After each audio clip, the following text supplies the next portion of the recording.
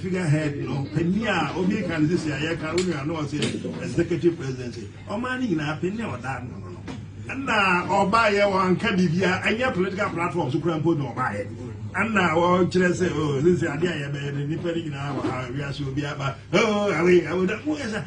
I'm not here, no, Mabuna, my year, no, Mona, Debbie, I ever catch it. Munabut. And Penfonio, my one, Debbie, America. As somebody as ye go campa, ye say ye quaco whom abroa. Ye can say ye go whom Monona Mugora Mutia, ye say Gubeda Mugoro. Yamon ye see a go whom, as ye quaco whom abroa. Abroano a penny. Ya when you ya be woody to ye quaco whom. Most Penfo growing now, now their policies now precedent. Money, your political importance, and your political rally, and your shade, and yet Munyabutre, Mushiana Moya, Monamana, Moon for. Now I said, policy, now so that I do be at them. Democracy now will be a now simple form so yet. I not possible say a big guy man, but I don't want my moon yet, number one, one just yet. My get my body, and one of them promos any idea. They didn't hear him. Other candidate, for I am going to ensure that he's mercilessly beaten to pop. I will humiliate him at the post and get him beaten. Way up, well, no, that way I'm going to talk. I'm just putting you on notice. I will not disorganize anything. But get him wherever he is. He should leave town quickly. Chief, you have to about 24 years ago. Come and see, my top boys, my brother, Nadia, maybe. Now, Mr. Crabby, who could take care for the 7? A mobile baby, the way you are, and Mr. Couture the crowd. Now they are begging her, say, now, what more Burunga? Some of them came to my house, the patcho, my two boys. Now, what about that? My job, what was here? I'll poor like you, over woman, Mama.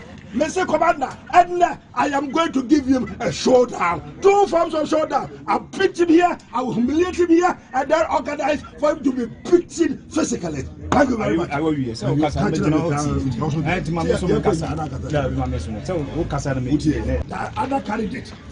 for I am going to ensure that he's mercilessly beaten to pop.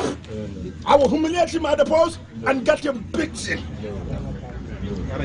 Way up, well, no, that way I'm going to talk. I'm just putting you on notice. I will not disorganize anything. But get him wherever he is. He should leave town quickly.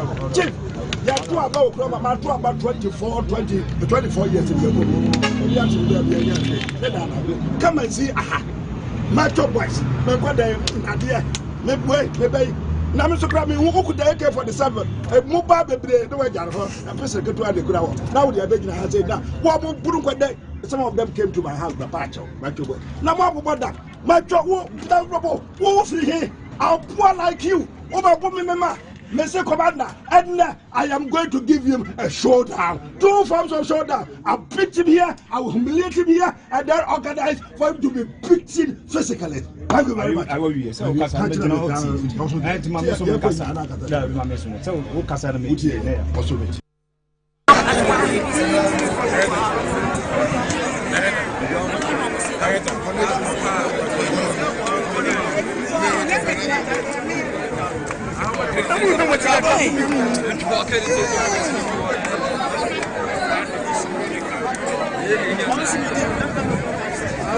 congratulate me,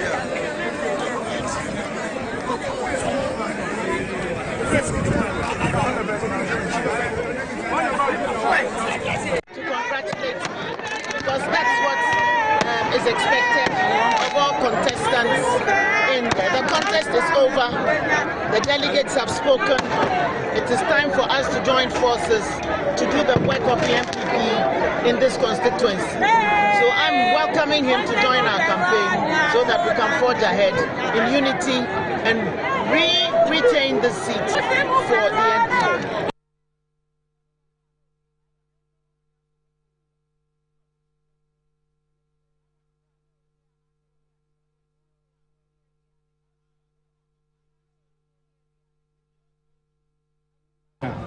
MPP yakwa abatua obi o yesiti MP ebi a wodi kugu amane ofofra ba so ebrebia no kan ngo bom edi dwuma se enti menyi ni se saa ne beba san so bibia na MP bia no jitu se economic bi nti do brebi na nipa bi so na so mo kase ebi atoa so na se da bi ebi a wodi ne di wase yes bi se di ba no kwa no bedase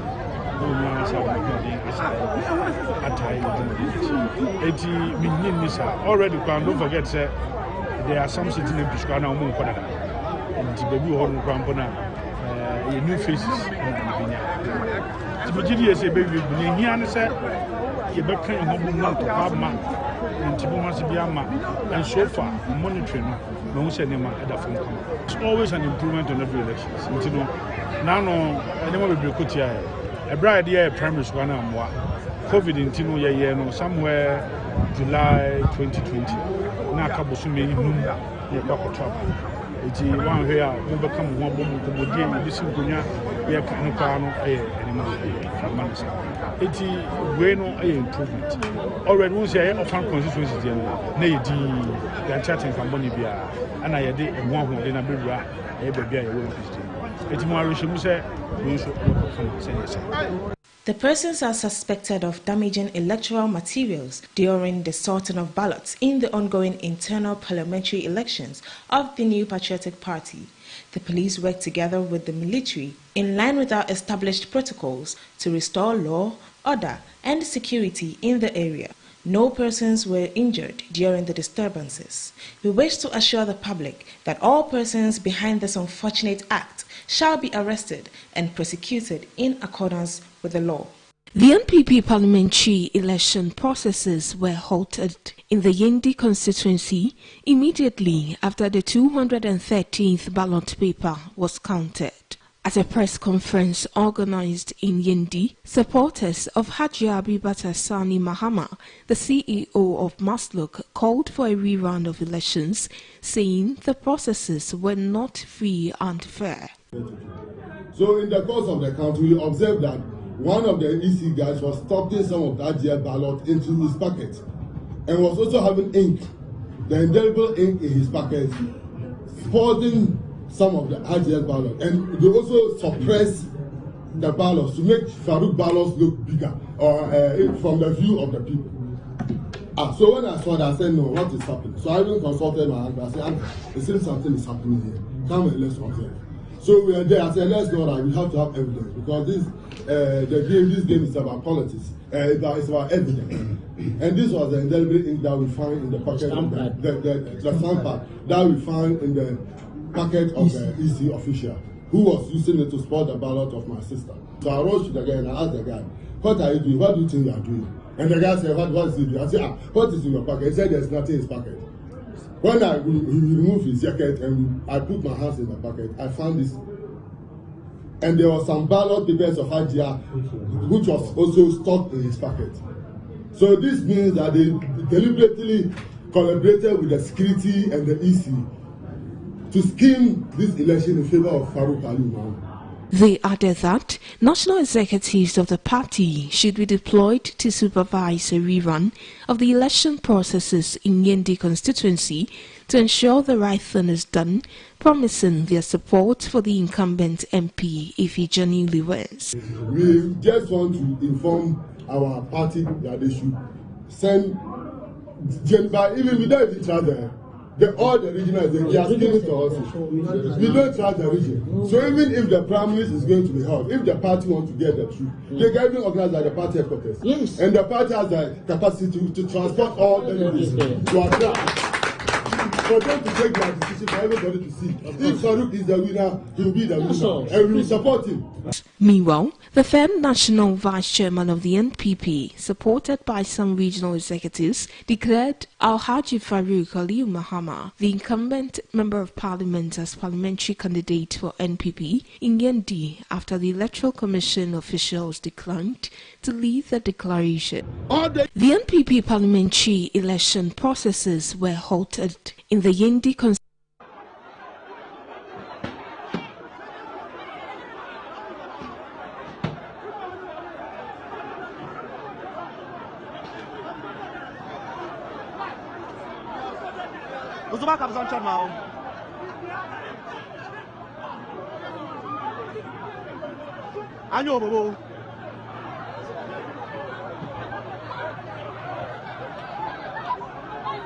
So the police have taken the electoral officer who was caught with some ballot papers of Ajia Abibata. Hi, confusing the law. Oh, sorry, yeah.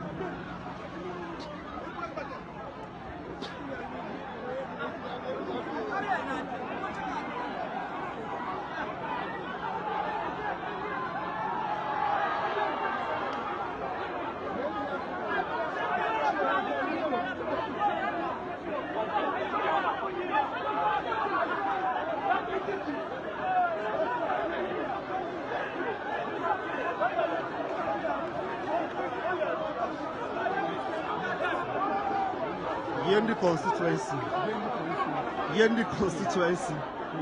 Ballot papers.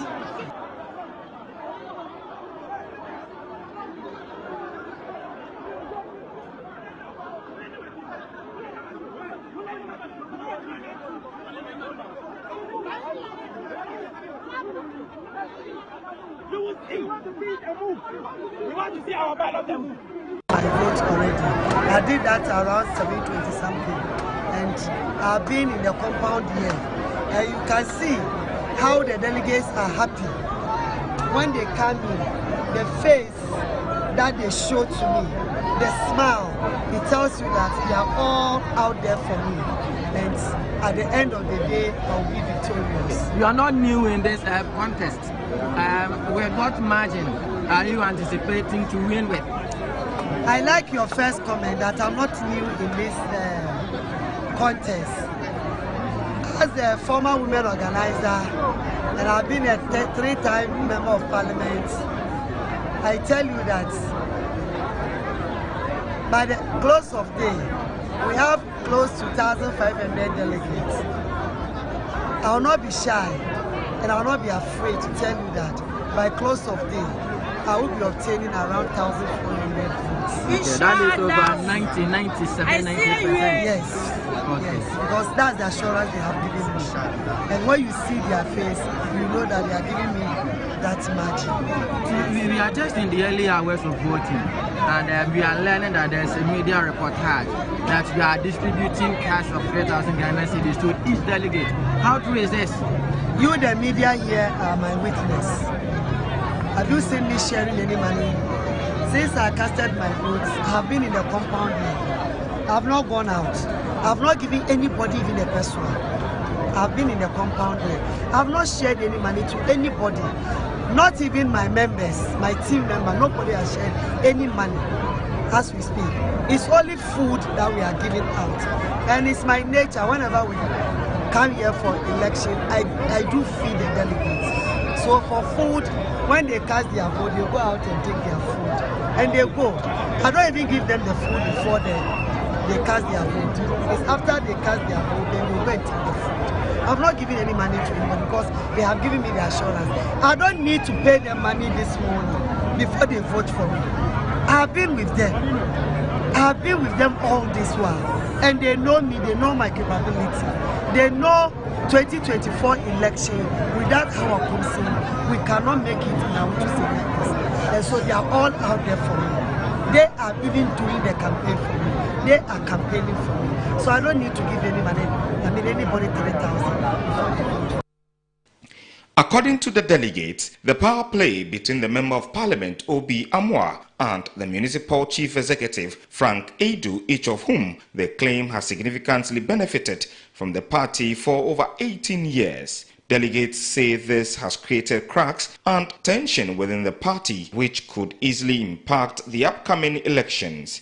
The delegates strongly believe that the party appears to be under the influence of these two purportedly powerful individuals within the constituency. They therefore asked national leadership to unite the party in order to garner more votes to secure victory. They finally urged the party to expedite processes leading to the conduct of the suspended polls in order to address the division in the constituency. They hope for a candidate who can unify the party and secure more vote to break the aid.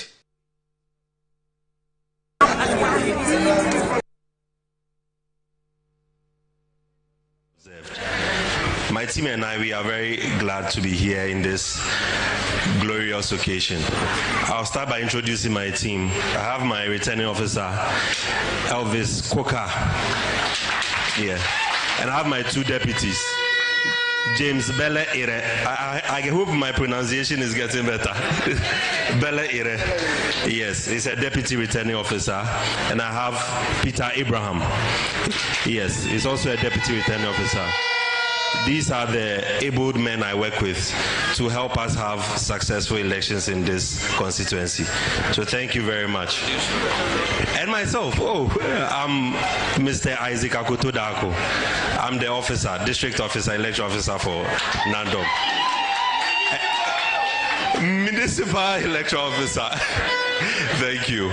So I've enjoyed my stay so far working with all of you in this municipal, and thank you for your cooperation all the time. I don't have the opportunity to express my gratitude, but today I'll use the opportunity to express my gratitude. Thank you all. All right. You know, for a moment, as a referee, when I picked the mic, I was tempted to say Kukrudu. But as a referee, you know, I have to play by the rules. Yeah, so I pretend. Okay, so my job here is very simple. We are here to acclaim the only standing aspirant or candidate for the MPP.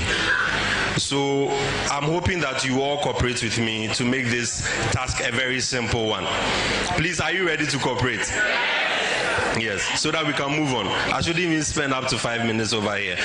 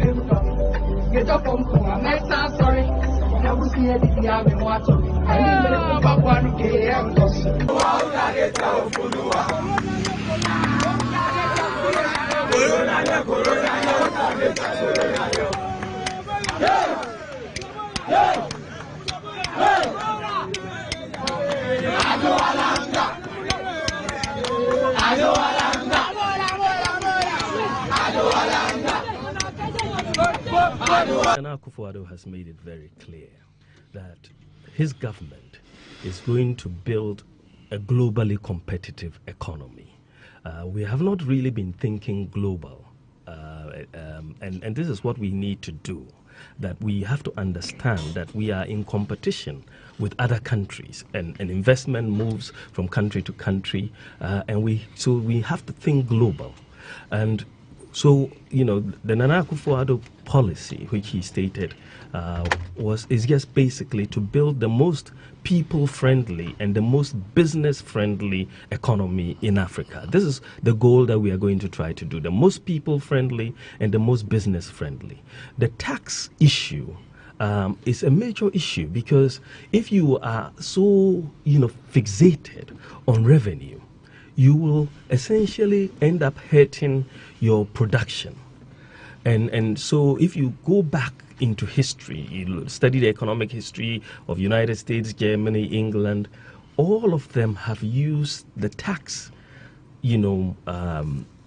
policy to encourage production. And this is why we are saying that, today you have a situation in Ghana, unbelievable situation, when businesses are out on strike. Businesses who should be selling are out on strike. Why are they out on strike? Because they've been overburdened by taxes, and if you don't take care, you'll be chasing the tax revenue and killing businesses. And when you kill businesses, it means you are causing unemployment.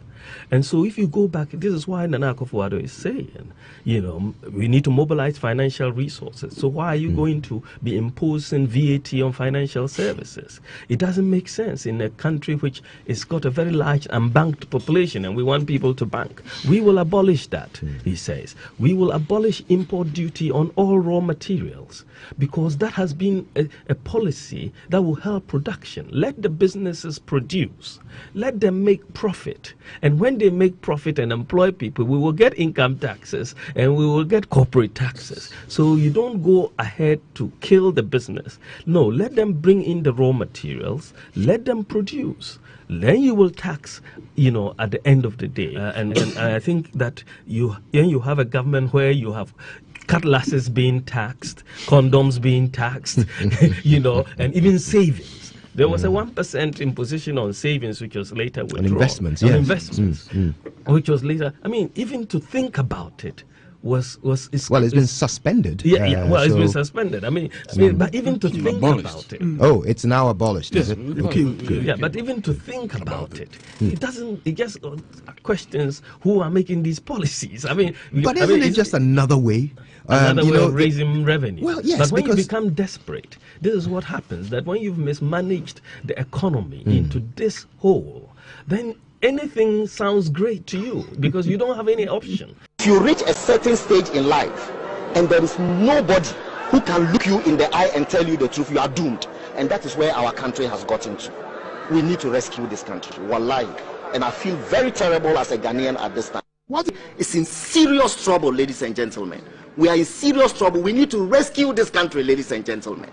The presidency has been so depraved, so muddied, so dirtied, that I tell you in all sincerity as a Ghanaian, that I feel terribly sad today as a Ghanaian. We need to rescue this country. Wallahi.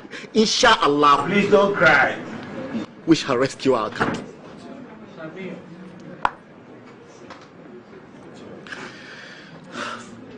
Government is broke, government is broke. The people are spending billions to go inside the government that is broke. Have you ever seen a minister who resigned because government is broke before? Government has no money. Have you ever seen a governor who said, ladies and gentlemen, when I was elected, I thought the government had money. Now I discover government has no money, I resign. Have you ever seen it? Government has no money, but they are bringing money out at election time. Where is that money coming from? So they are lying. What is happening is that there are two types of wicked people in government. Type 1, they eat current money. Any money they find in government, they will eat it.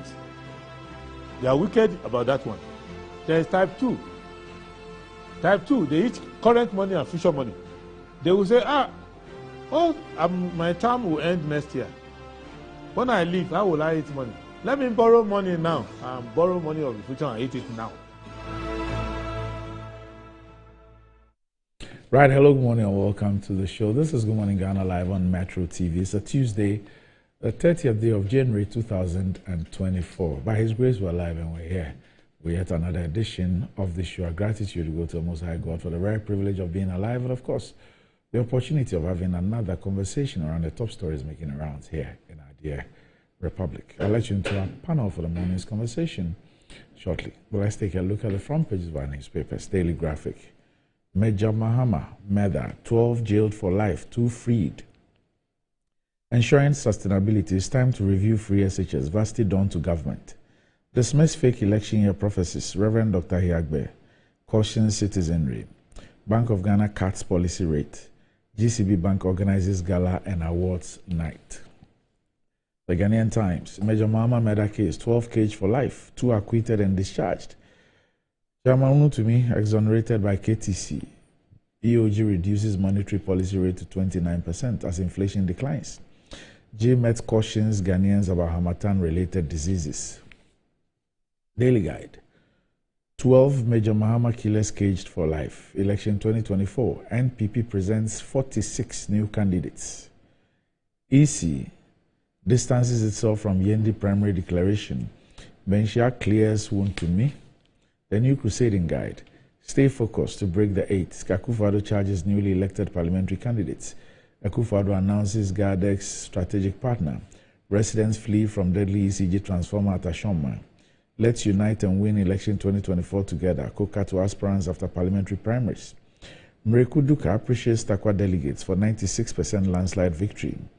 Without transport and logistics, AFCFTA will never be successful. Magdan. The Insight. Yendi boils after botched NPP parliamentary race. Monitor government and Bank of Ghana on $600 million IMF cash. John Mahama to minority. Respect the elderly. Ablekuma West delegates tell Ronnie after defeat to Osla. Former ECG boss Dr. Kwame Ajimambudu grabs PhD from LIGS University. Burkina Faso, Niger and Mali announce exit from ECOWAS. The Daily Statesman. Stay the course for victory 2024. Akufo-Addo charges NPP to put primaries behind them. Life imprisonment for Major Mahama killers. EC, we've not declared results in Yendi NPP primaries. BOG, banks remain stable. Policy rate now 29%. Kingsley Ajiman, my victory is for everyone in Ebuakwa South. The New Finder. 12 get life imprisonment for Major Mahama's murder. $450 million manganese refinery to be constructed. Jinapo. Don't use heads of state to resolve exit of 3 ECOWAS members. Professor Mchidanso. Prime rate cut to 29%, a reflection of the impact of IMF bailout. Daily Post. Government budgeted $8.5 million for AFCON 2023. Ablakwa reveals. Mahama takes building Ghana tour to Eastern region. Ekunfi chief fumes at Akufo-Addo for deliberately denying his people development. Major Mahama murder. William Barr, 11 others jailed for life, 2 others freed. Economy Times. BOG slashes policy rate to soften cost of credit. Ministry of Finance, Bank of Ghana confident in economic recovery efforts. IMF still classifying Ghana as a debt distress country. And that's about it for the front pages. We'll be back shortly.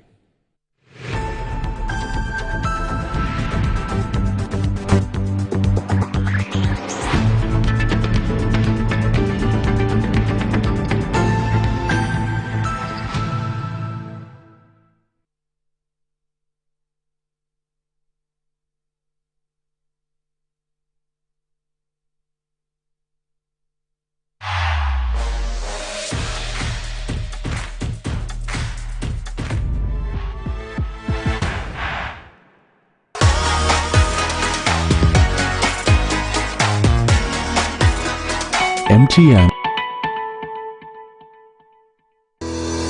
Enjoy the fruits of your labor, they say. But as humans, aging and physical infirmity stands our way of enjoying our mansions and homes. It often becomes challenging, if not impossible, to use our stairways day in, day out. With portable American pneumatic vacuum elevators, PVs, you are assured of unlimited enjoyment of your mansions and homes. It's a self-supported elevator for vertical movement of humans and goods at homes and offices. The original comes in 3 custom-made upgrade models with wheelchair accessibility. Call it luxury, but it's a necessary imperative for vertical mobility. Do not let aging or infirmity limit you. Get one for your easy vertical mobility at home. It's affordable and can be installed in just 3 days without modification to your existing building. It's however easier to incorporate it at the construction stage. We also have traditional Fuji elevators and escalators for your high-rise buildings and malls. Visit Lifts and Elevators Company Limited at Sakumono for your elevators nationwide. For free consultation to call or WhatsApp us on 0200-535-515. Lifts and Elevators, the elevator people. On my long and stressful days, I long for the refreshing company of my favorite companion. Wow, my favorite.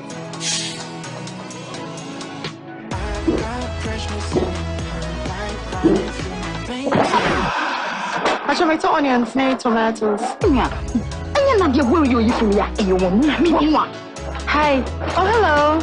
Please, I need to know the drink you were enjoying earlier at the shop. Sure. Even on Sundays in the market, nothing is for one.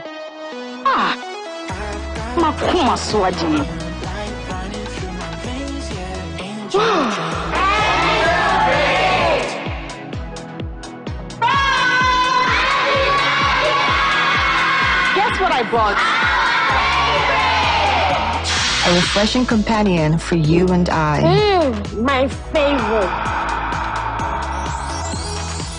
Angel Drinks. Niamepe, niawenijehu. This advert is FDA approved. Anti-cavity, gum protection, brighter teeth, and fresh bread. I'm a friend, Missy Wayne. Prepare bantama. Matias.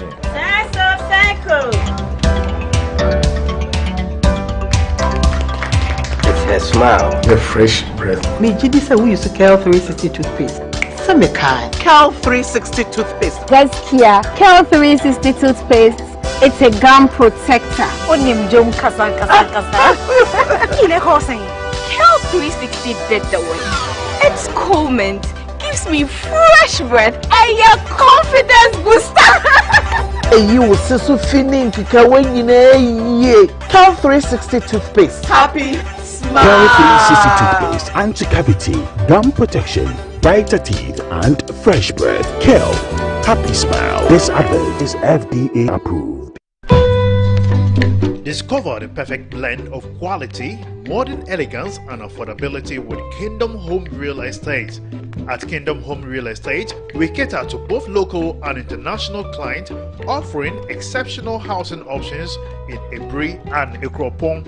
Our properties are conveniently located, providing a tranquil atmosphere, top-notch security, and essential amenities such as electricity, water, and backup generators. Our strategic locations offer easy access to popular tourist destinations, all within a 30-minute drive from Accra.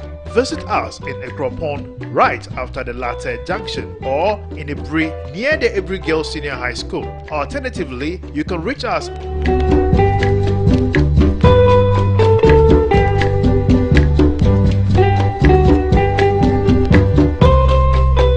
Kingdom Home Real Estate, where your dream home becomes a reality.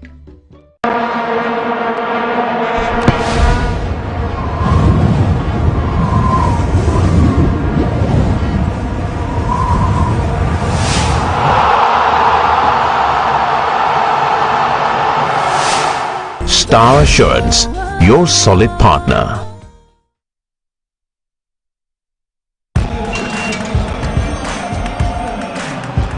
We are back, bringing you the latest lineup from Betway. Betway starts strong with their front two, with Free Play Friday and Swipe Bet. In the middle, you've got all the control with Cash Out and Build a Bet. Plus, with Win Boost, you can boost your sports bet. At the back, they have Smart Picks and the Partial Daily Jackpot. You always get way more with Betway. And you might see. These adverts have been vetted and approved by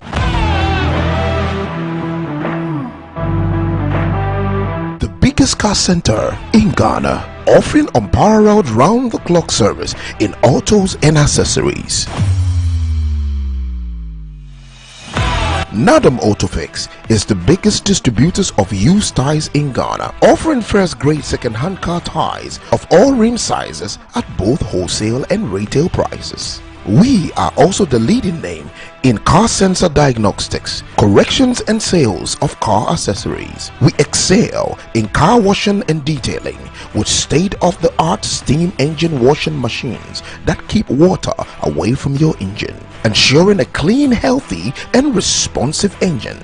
Nadam Autofix, the first name in servicing, car accessories and car washing. Visit us today and experience the world of class difference. Find us today at Asoridaho, directly opposite Dansoman KFC and the Shell filling station. For more details, you can call us on 0503 244 266 or 0535 339823. Nado Motofix, Wukwansu Nyonko Papa.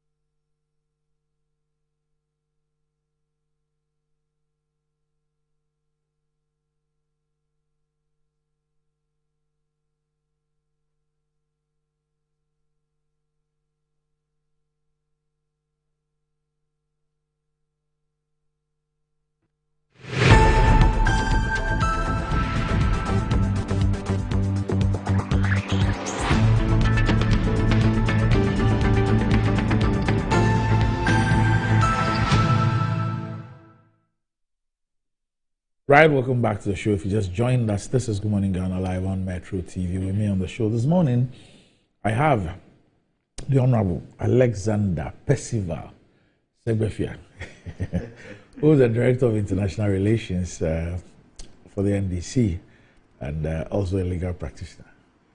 Good morning, sir. Good morning, Randy. You like my full name? I tell you. Good morning to you. Good morning to my colleague who you shortly introduced. And equally importantly, good morning to your viewers and listeners. All right. So also with me on the show this morning is a brother of mine, who's a former member of parliament for the Kankwe North constituency. Hussein Isa, here to be Alaji. Hussein, good morning. Good morning. Good morning. Good morning, Doc. How are you? I'm very well. Very well. First time on the show this year. Yes. Yeah. In fact, I haven't seen you since your primary. Oh yeah, it's true. I sort of hibernated a bit. You know how these things work. Yeah. You need to find some time to reflect a bit. You know, refocus and then realign yourself to events and all of that. So, Alice, I'm back. Okay. Alice, and good morning to. Good to have you back, Mr. Shebufia. Right. Yeah. Okay. So imagine getting rewarded for doing something. Sorry, I should say good morning to your viewers and also the good people of Okanku North. Yeah. Just like it's like yeah. No, of course I mean. But for nothing, they gave me the opportunity to go to Parliament, and I am eternally grateful to them. True. So imagine getting rewarded for doing something you already do every single day. Sounds too good to be true, right? Well, that's exactly what Momo season is all about. There's something for everyone. Download the Momo app on Play Store or App Store and use Momo Pay for your day-to-day transactions to a merchant either through the QR code or merchant ID and stand the chance of 1,000 Ghana cedis weekly and other amazing prizes. The merchants are also not left out of the reward. Sorry. Receive payments and win. Keep using your Momo Pay on the Momo app and get rewarded. There are lots and lots of exciting prizes for everyone. So what are we doing today? Transact more with Momo Pay, earn more points, and win big this Momo season. Visit momomerchantapplication.mtn.com.gh for your Momo for Business account today. It's Momo season, so just Momo it with Momo Pay. Terms and conditions apply. And brushing your kids' teeth sometimes becomes difficult due to resistance because of the taste of the toothpaste available to them. So use Kel Kids toothpaste flavored with strawberry that gives a perfect taste for kids and makes them develop a personal attitude and love for brushing their teeth always. Kel Kids toothpaste protects child's gum, prevents cavities, and makes the teeth strong and healthy with freshness all day. Kel Kids toothpaste is recommended for children between 2 and 6. It's a product from Samara Company Limited, producers of Sasu, and is approved by the Food and Drugs Authority. Kel Kids, happy, smile. Enjoying the fruits of your labor is as important as enjoying the mansions of your labor. And the pains of climbing the stairs when not exercising could be challenging for all ages. But worry no more, lifts and elevators have got you covered with the best portable American pneumatic vacuum elevator today. It's a simple self-supported elevator for both homes and offices, and guess what? It can lift your goods too. Wheelchairs can fit in, and they come in 3 custom-made models. It's affordable and can be installed within 3 days. Visit Lifts and Elevators at Sakuman or just call them on 0200-35515 or send a mail to elevator@gmail.com for consultations and the best solutions in easy vertical movement. They say he who has health has hope, and he who has hope has everything. Amen Scientific. And Herbal, an alternative medical hospital, is organizing a free health screening now for the general public. This is a way of saying thank you to Ghanaians. What's more rewarding than this? The free screening includes fertility tests, prostate, stroke, diabetes, hypertension, fibroid, ulcers, hepatitis B, and many more. Note that the medical screening is free, but patients with disease conditions will pay a token for their medications. So visit Amen Scientific at Dominia, the Snake Flats, Down or Clagon near the Sherman Under Bridge and all the other branches across the country. You can reach Amen Scientific on 020-722-9505 or 0244-227-192 to book your appointments. Amen Scientific and Alternative Medical Hospital. Allah Shafi, God is the healer. All right. So, gentlemen, let's start off with an issue that has been with us for about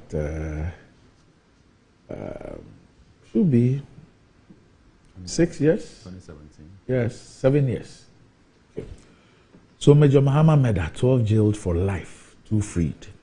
And Justice Agbenossi and Diana Mensah reported almost years after the murder of Major Maxwell Adam Mahama. 7-member jury yesterday returned a unanimous verdict of guilty against a former assembly member and 11 others at the High Court in Accra, bringing justice to his close relatives. The former assembly member at Dencho Obuasi in the Central Region, William Barr, was found guilty on the charge of abetment of murder, while Benadamu Akofi Nyame, Akwesi Barr, Kwame Tufo, Joseph P. Akubi, Michael Enim, Akwesi Asante, Charles Quenin, Emmanuel Bedu, John Boasi, and Kwejo Enima were found guilty of conspiracy to commit murder. The jury also returned a guilty verdict on the charge of murder against Asamoah Nyame, Ba, Tufuo Kubi, Enim, Asante, and Quenin. Two others, Bismarck Donko and Bismarck Abanga, who stood trial alongside the 12, were however acquitted and discharged after the jury returned a verdict of not guilty to the charge of conspiracy to commit murder.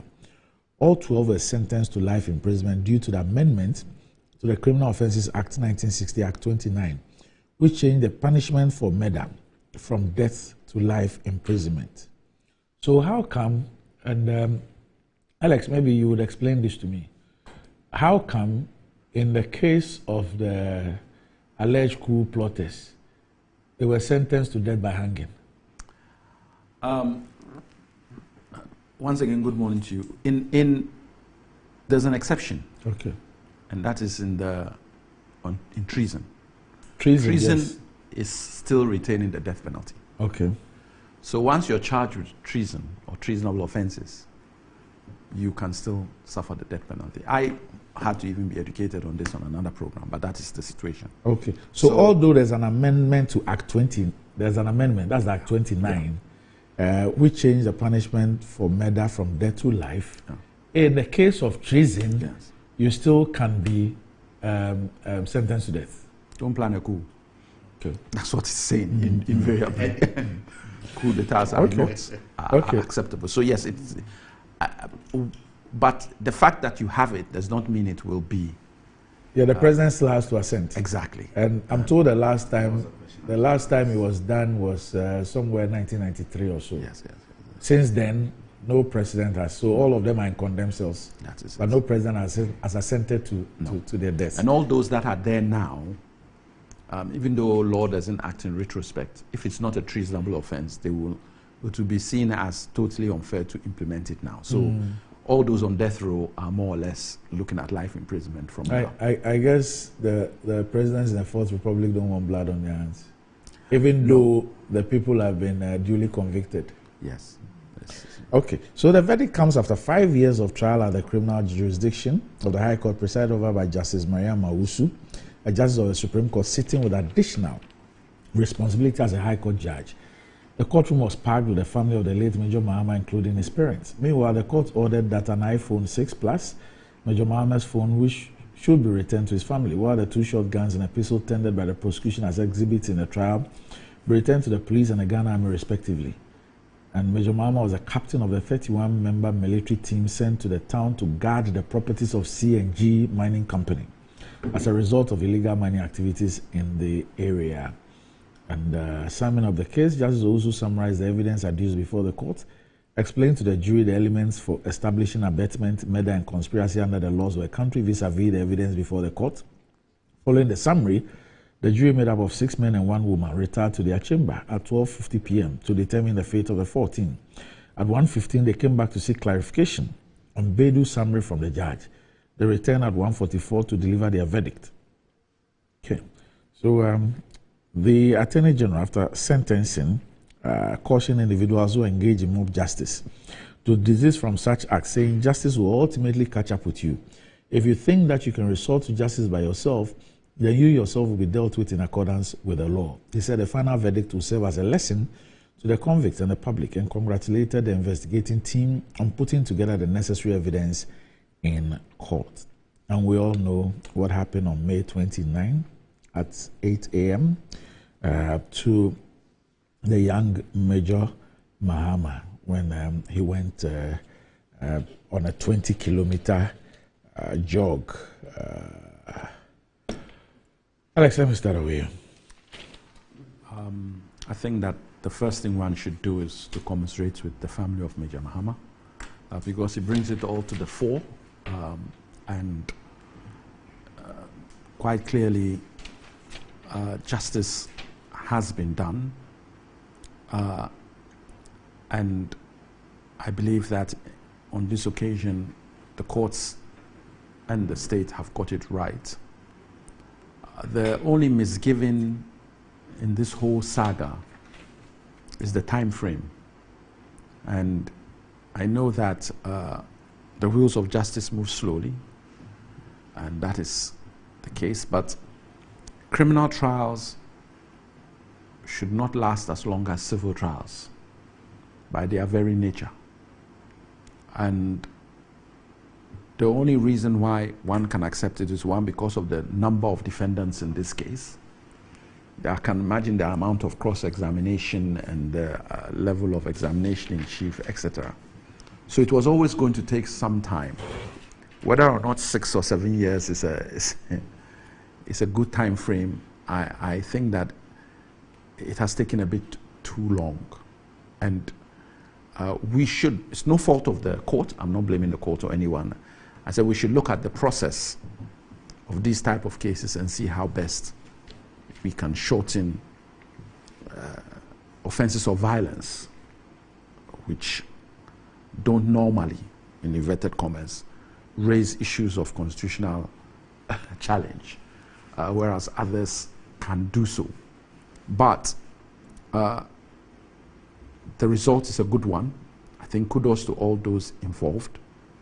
And there were some admissions made eventually during cross-examination. There were videos which showed people actually dealing with certain issues or misbehaving, if I can call it that.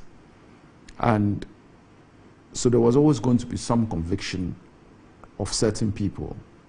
And I'm just pleased that after what has been a long road, we've had some closure for the family on this heinous crime. It just doesn't make sense. And what is frightening was the mob status that occurred. Underlying that is also the fact that the reason this happened was because of Galamsey. So we have to understand that there are things ongoing in the country which do not help. And the fight against Galamsey must be intensified, and the people involved in it must make sure that they have certain protection, and simply things like you never go and deal things on your own. This is a gentleman who was just jogging on his own, and he then becomes a victim because somebody thinks, or some are saying, their defense was that they didn't know he was this, that, or the other. So I am clear in my mind that we have to look at Galamsey as a starting point and other things that can give rise to this sort of issues. And I'm glad that the court came down really hard on each person who had been convicted and given life imprisonment. We now have to look at, excuse me, the potential for compensation. I know some things have been done for the family, but now that you have a conviction, it opens the door for other things to then be done for the family. It doesn't bring Major Mahama back, but at least it can give the family some reprieve in terms of he being the breadwinner of the family. Another way to look at it is that if his son or his daughter was, say, 12 years old, they would be 18, 19 now. When you put it in that perspective, then you begin to realize that a lot of time, a lot of water has gone under the bridge. And for that reason, it's imperative that we act very quickly and swiftly to make sure that if there's any outstanding compensation or things that couldn't have been done prior to the conviction, then it's important that the state kicks into gear and does that for the family. Once again, condolences to the families and kudos to the prosecution team and the court for bringing finality to this matter. Good. Randy, I also want to identify most of the things Mr. Segbefia said. My condolences to the bereaved family. I recollect vividly the pictures of his wife and kids at the time, and I think it was one of the black incident right after the NPP had assumed office. I recollect vividly matters arising at the time, including the Minister of Defense coming to Parliament and Parliament passing an act to put a fund together to take care of his immediate or nuclear family. I'm hoping that now that at least there is some, for me, I'm tempted to say finality, but for the family, for the kids, and for the widow, there won't be a finality to this matter. And so it is not the right word to use. But now that at least the courts have determined the case, I mean, after 7 years, wow, that is quite a while. But matters of this nature, and then the lawyers will tell you that it is right to put one innocent. They will prefer putting one innocent person out of jail than putting one guilty person in court, right? The legal profession has something of a sort. It's good that at least we have seen the end of the process, and we've seen convictions, and for me, maybe I heard the mother speak yesterday. She was satisfied with the outcome as well, and I pray that they find strength in the Lord to move on. At this juncture, I also think that maybe it's also a point. I don't know what's become of the trust fund that was set up. Maybe it's also an ideal time for us to know what is pertained over the 7 years. I recollect there was some substantial seed money given by government at the time, and the fund also had the provisions to allow for other contribution from other sources into the fund to take care of the widow and then the children and then the parents. So it will be a good time, maybe for the Minister of Defense, and I recollect other people on the board, his father, Honorable Seth Echampong, and then Honorable Agalga. I don't know what's pertained since the act was passed through, but I will look forward to them coming to tell us what is pertained since the passage of that act and what they have done for the family over time. But I want to end on the note of sending my condolences again to the wife, children, and the parents of Major Mahama. I pray and hope that incidents like this are forestalled. You see, when incidents like this happen, like other jurisdictions, it's an opportunity for us to have some reforms in the system. I recollect that after this one, we even went on to enact a law on vigilantism. I'm not too sure if we've succeeded very much with that piece of legislation. But as a people, we can only put in frameworks or systems to forestall the happenings of things like this. And I pray and hope that we succeed at it. All right, okay. So let's move on to another issue which has come up, and it has to do with the EC's proposal on a change of election date from December 7 to November 7. So if you check out page 18 of the Daily Graphic, it says EC IPAC deliberate on change of election date. And this is a story filed by Timothy Nembe.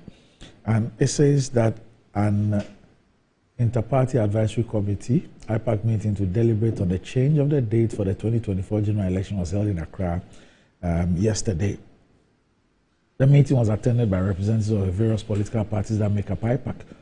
The meeting will start at 10:30 a.m. with the two deputy commissioners of the Electoral Commission, Corporate Services, Dr. Eric Bosman Asari, and Operations Samuel Tete. At the helm of affairs was afford IPAC members an opportunity to discuss the EC's proposal to move the election date from the traditional December 7 to November 7 and also make it a holiday. While the EC maintained that they could go through the needed processes to effect the change of date, some of the political parties said activating such a move in an election year was too short a period. However, the parties have agreed in principle that the processes for the change in election date could begin after the 2024 elections and be applied in the 2028 elections. The NPP was represented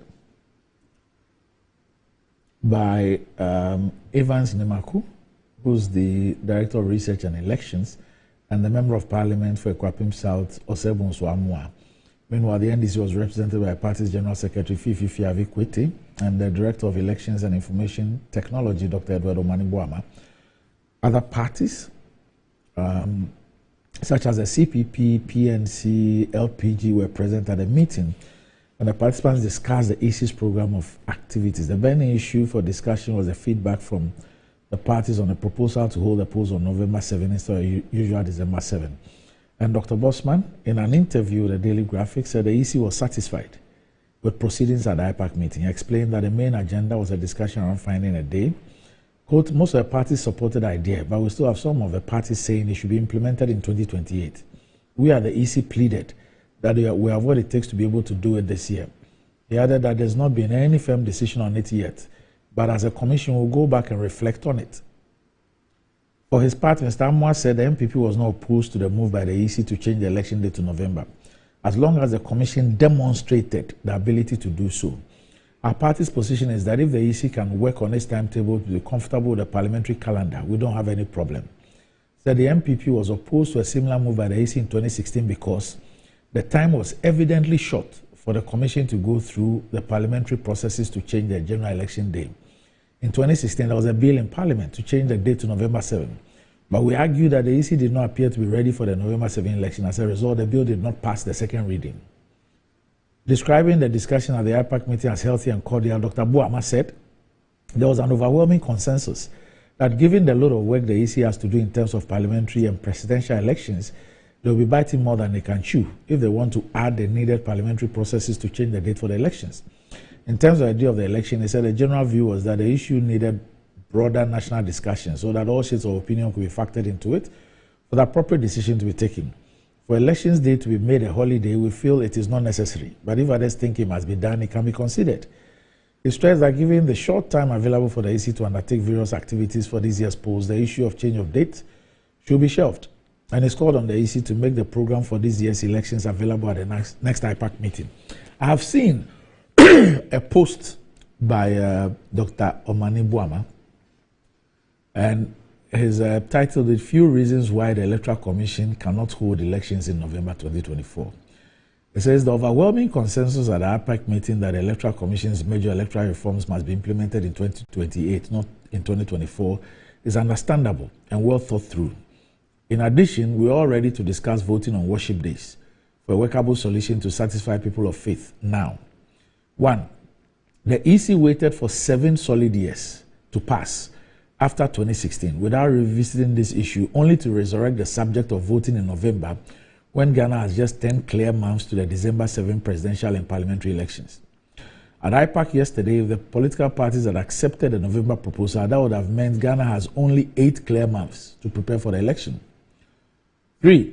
Meanwhile, the Electoral Commission's calendar of programs and activities for the upcoming election is not yet ready, hence could not be released to political parties. 4. Why wait for January to be ending without stakeholders having the electoral calendar for the 2024 elections? 5. Why did the EC not introduce these discussions, adjustments, and amendments in 2017, 2018, 2019? Or better still, why not after the 2020 elections, as in introducing the subject matter in 2021, 2022, and 2023? 6. You don't wait for an election year to introduce major electoral reforms, a year in which the EC has so much to do after an abysmal district level assembly elections characterized by postponements after postponements, shortage of ballot papers, some election officers' complicity, among others. 7. Recall the chaotic limited registration of voters in 2023. 8. Did you know that another voters registration exercise must take place this year? Yet, because of the EC's calendar of activities is not ready, we are left guessing. 9. Also recall the frequent breakdown of EC's equipment and network system during the limited registration exercise in 2023, which necessitated shifting to offline registration in some cases. These developments cast some doubt about the procurement of services and equipment and must be investigated and fixed. 10. Besides, to vote for MPs in November, the EC needs an amendment of the 1992 Constitution, Article 1124. 11. This amendment of a non-entrenched clause requires 2/3 of MPs to pass. Meanwhile, the MPs themselves must be in the constituencies for some parts of this year's campaigning and facilitating the registration of voters when the EC finally decides not to think of the duration of the process and other germane issues the EC must bring to the front burner going forward. So these are recommendations. The EC must immediately release the calendar of activities for 2024. The EC must be focusing on urgent and important activities that will enhance the integrity of the December 7, 2024 elections. The EC must be seen to be punishing erring EC officers who rig elections for contestants, and the EC must also be punishing the EC officer in Nandom who openly declared his MPP affiliation during last weekend's MPP primaries. As was made abundantly clear at the IPAC meeting, we do not expect the EC to wait for another election year to reintroduce this major reform of voting in November. The process must end the latest by 2027 to allow political actors enough time in 2028 to concentrate on core concerns in an election year. Says God bless our homeland, Ghana. Lisa, let me start with you. Your party says that our party's position is that if the EC can work on this timetable to be comfortable with the parliamentary calendar, we do not have any problem. It says they were opposed to a similar move by the EC in 2016 because the time was evidently short for the commission to go through parliamentary processes. In 2016, there was a bill in parliament to change the date to November 7, but we argued that the EC did not appear to be ready for the November 7 election. As a result, the bill did not pass the second reading. As we speak, there's been even no introduction of a bill at all. And it is another election year, 2024, just like 2016. Randy, first of all, I'm happy that at least we are having a full complement of IPAC at this material moment. I'm happy that the biggest opposition party has agreed and is at the table at this time deliberating on issues that will affect the very, very important general elections ahead of us as a people. For me, that is positive, and I must commend Mr. Segbefia and his party for taking that positive step. That's rare, though, but I'm very happy they have taken that step. Randy, in elections year and reforms that the EC takes, and why the EC has left this particular item for 7 years and is now introducing them, I'm not too sure. I have an idea how come this was on the table in 2016. I'm not too sure at what point in 2016 was this on the table. Was it in September? Was it in October? I'm not too sure when. But over time as a people, after 30 years or so, a few things keep coming up every now and again. I recollect Dr. Kabila. He had led his church people, the Adventists, in advocating that December 7th, 2024 was going to be a Saturday. And given what the Adventists have to do on the Sabbath, they were requesting the EC to change the voting day. Others had come to say, oh, Tuesdays were popularly resting days or so, either for fishermen or farmers across the country, and so we could go to Tuesdays. In fact, I also recollect that in 2020, at the very last minute, the day of elections was declared a holiday, and it was done such that some of us think that it probably might have impacted the outcome in some of the areas in the very busy trading areas, especially in Accra and Kumasi.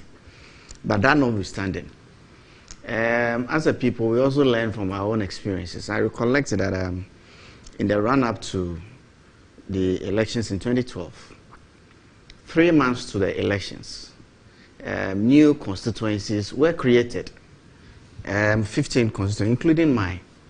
Okankwe North used to be a bigger constituency and was divided into what we now know as Okankwe North and Okankwe Central. This was done weeks to the general elections. I'm not too sure if by then the legislative processes were different.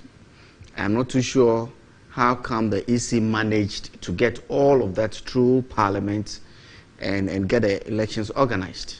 I'm not too sure how, but if it was feasible then, I'm not too sure if anything will bar the current EC or the current Parliament from going through processes, if it is really, really necessary for us. But you see, the EC also has come out with reasons why they think that November 7th will be more beneficial than the December 7th that we have been used to since 1992. The reasons being that when you organize elections on December 7th, and there happens to be a runoff, you have 21 days to do the runoff. That typically is done around 28th of December. And then you have just about 9 days for the transition process. And so you end up having everything rush in haste. And if we happen to have a situation like we had in 2008, where there was almost a third round, we had to go to Tyne. I think that Tyne was I think in the new year. And so we had, yes, January was in January. So there was virtually 5 years for the transition process. And especially when it is from one party to the other. Then you tend to have things being rushed. And then for months we'll be debating, quarreling, and finding where government vehicles were, where government assets were, and all of that. Thankfully, there's a law in place now to also take care of the transition process. I mean, those are things that we have learned over time, and we are trying to perfect our system. So if the EC's arguments that November 7th will be a period that will give everybody ample time for us to plan for the next stages post the elections. The elections are really, really crucial. But for me, more crucial is what happens after the elections. And so we should be able to give room for some of these discussions. And so for me, I start by saying that I'm really, really happy that at least all the major stakeholders are at the table. Tentatively, from what I gleaned from the discussions that pertained yesterday, they're looking at 2028. But hey, if the EC says, look, we have some 9 months from now to elections, and it's ample time for us to put a more efficient date that is going to be more helpful to the electoral processes, to what pertains post the elections. I think that we should give that consideration. The Electoral Commission. Yeah. Did they come to this realization during the Christmas vacation? But that's why I made a point that because there are two things here. Yeah. This is a major reform. In 2016, this thing was shut down. On the table. This was even, what happened in 2016 was the result of the work that was put up by a committee in 2015. They submitted their report. And then subsequently in 2016, the EC tried to do that. So that was the process. So my question is, Randy, at what stage in 2016? Was it in October? Was it in September? No, I know that the rejection by Parliament, that secret ballot, it was in July. In July. That's when the ballot took place. What I'm trying to find out is when it was laid. But in fact, it was a secret ballot. So it's not even correct that it was second reading. There was a secret ballot, 125 voted for it. I think about 95. It was gone through. Yes, 95 voted against it. And then I think 45 members were not present. Okay. It was a secret ballot, which was, the results were announced by the Speaker Duajao. Okay. Yes. Okay. So this happened in July. In July. But what I'm trying to find out is when it was actually laid. Obviously, it would have been laid long before July. Yes, and it didn't succeed. But you should hear the arguments. The AG, Marietta Brew, at the time, yes, was there. She made a case for some of the similar arguments that have been made. Honorable Joe Sewusu was the one who opposed it and also gave reasons, the EC's preparedness, their procurement that they have not even sorted out, and all those things. If that was in July, like you're saying, yes, July meant that they have. That was when the vote took place. Vote, yes. Let's say June. It had happened in June. It meant that the EC had some I'm not too sure the way Parliament works. Yeah, it could well be that there will be earlier. breaks. Parliament will go on its summer break, and that's like almost 3 months. So it meant that if there were any other issues to be attended by Parliament, it was going to be a bit more. At least for now, until the elections, there are 3 sittings of Parliament. 3. I mean, they will come after the budget. They will come. They will go again, and then the Easter break, come again, and before the next budget sitting. So I am thinking that, look, we have 9 months to elections. We've entrusted this process to the Electoral Commission. It is important that the Electoral Commission carries along all the major stakeholders. For me, it is good that it's being discussed today, and we didn't wait until July or August like it happened in 2016. It also makes a lot of sense to me personally that why shouldn't we give ourselves 2 months through the transition process to allow the process to actually breathe and get things right, especially in an election that, anyhow you look at it, but I believe that the baton is still going to be changed from NPP to NPP. But even from NPP to NPP, it will be great that we have that ample time, and that's what the EC is asking for. I'm not a spokesperson for the EC, but I'm also happy and pleased that this is being discussed at the table. I only want to call our attention to the fact that in 2012, I am not too sure how and what led to the creation of the 15 additional constituencies. You remember we had some 30 constituencies, some 15 constituencies being divided, and so ultimately we had 30, including my own constituency, because I recollect it was my first primaries, and that primaries was somewhere in September. We had just October, November to elections, 2 months to elections. And if at the time the system could actually make enough time and for the processes to go through, I don't think that 9 months is too little a time. The last time we decided to create new districts close to an election, you saw what happened. No, but we disenfranchised 4 traditional areas on the basis of an administrative fiat by the Electoral Commission. That was as a result of the creation of the regions and the demarcation of the districts, because districts cannot straddle regional barriers. No.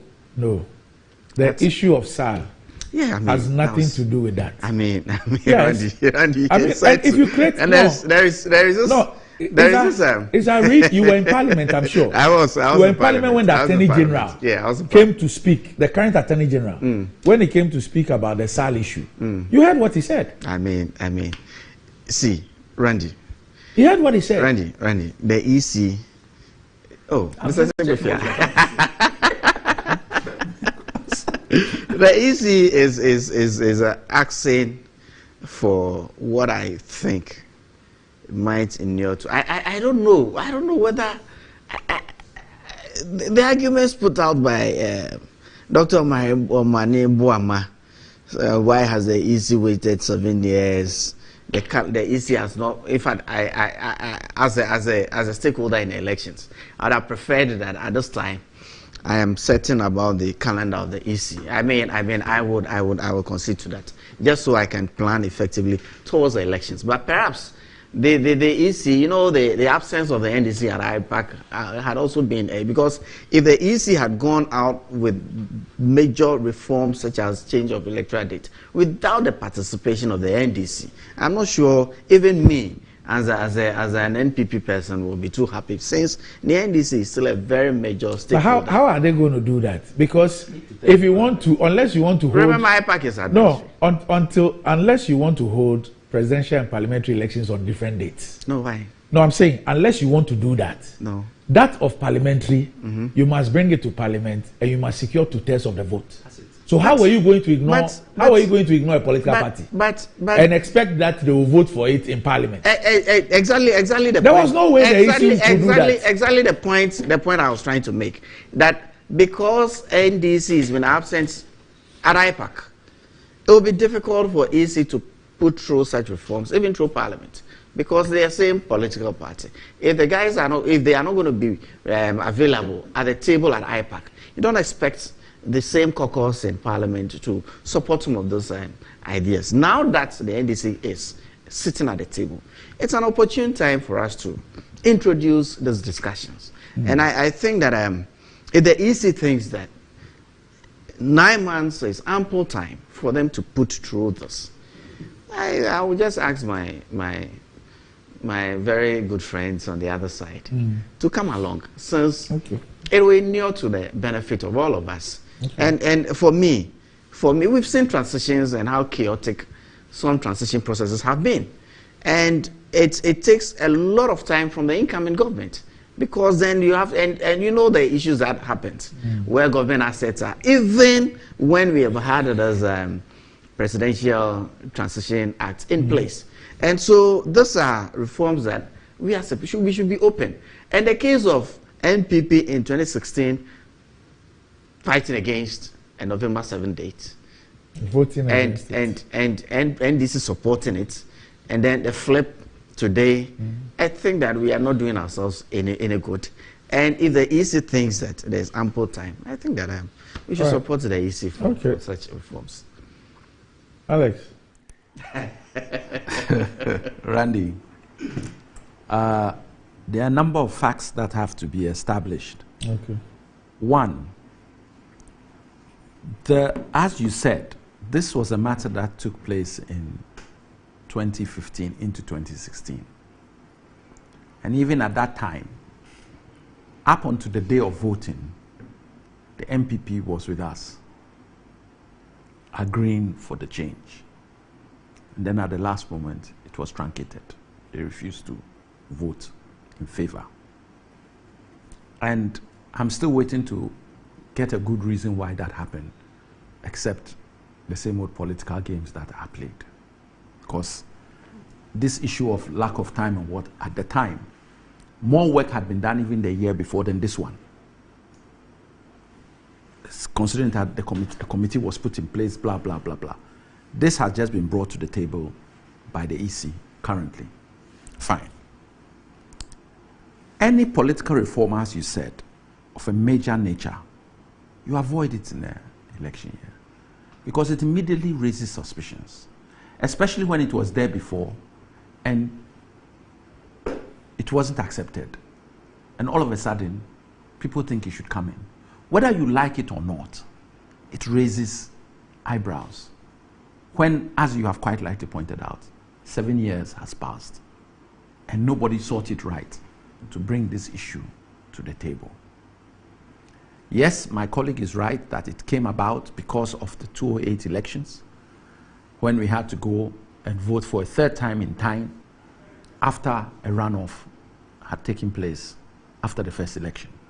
So everybody's mind was averted to the fact that the time span was not good, and that is what brought about the process of setting up a committee and everything to change it. So a lot of work had gone into it, and it was poo-pooed by the MPP at the time. Then, let me come back to the issue of IPAC. This is what the Honorable Joseph also said. Okay, he says that his cast on the debates in Parliament. Yeah, his cast doubts after the AG. Yes. So the AG, Marietta Brew, she contended that changing the dates will ease the stress in government transitions by providing ample time. A minority spokesperson on Constitutional, Legal and Parliamentary Affairs, Joseph, also cast doubts over the preparedness of the Electoral Commission. He argued that the electoral calendar is tight and may cause problems if the EC still wants to run the elections in November. He further cited delays in the procurement of election materials and training of election officers as one of the many reasons why the polls on the new date might not be feasible. So it meant that at the time, the electoral calendar had been published. Yes. Is that right? Yes. And so this was something that was going to be introduced after the calendar had been published.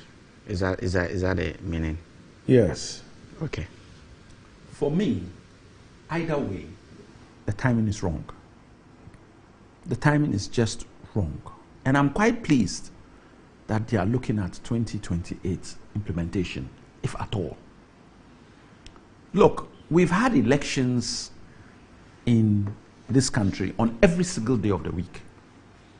There is no day of the week that we haven't had elections. Oh, wow. Yes. Oh, wow. In 1992, it was a Tuesday. 1996, a Saturday. Yes. 1996 was the Saturday. Yes. In 2000, it was a Thursday. 2004, it was a Tuesday. 2008, a Sunday. 2012, Friday. Yes. But we had 2 days voting in 2012. I'm talking of the first date, the 7th December. Okay. Yes, the 7th December. 2016, Wednesday. And 2020, a Monday.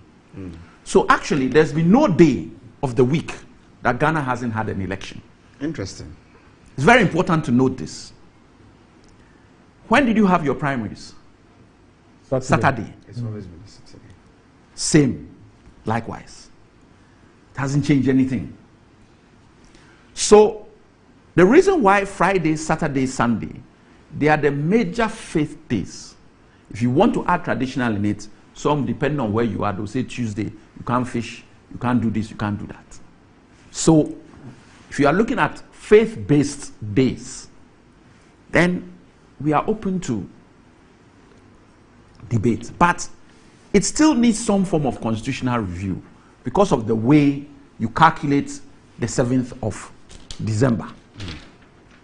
It is calculated from the swearing-in date backward. So, for the parliamentary.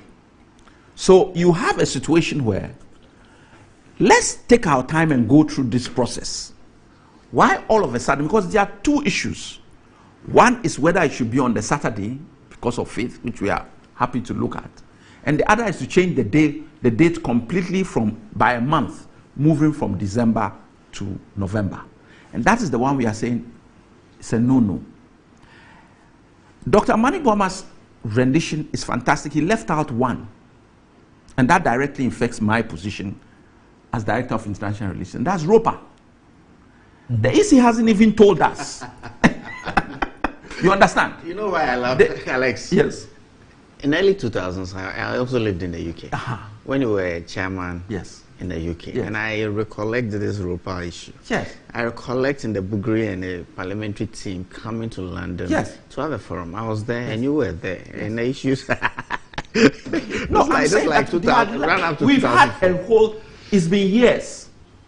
And a lot has happened. And there's a court order that says, okay, you should implement all this. The implementation is the issue. But if you don't come out with the modalities, how it's going to be done, what you are going to do, who is eligible to vote, all this hasn't been done, and yet we are talking of it being a possibility. So when is that possibility? They should just write it off now so that people can have peace of mind that ROPAL cannot be implemented in 2024 elections. But the way we behave, as we are doing with this issue as well, last minute, let's do. It can be managed. It doesn't work like that.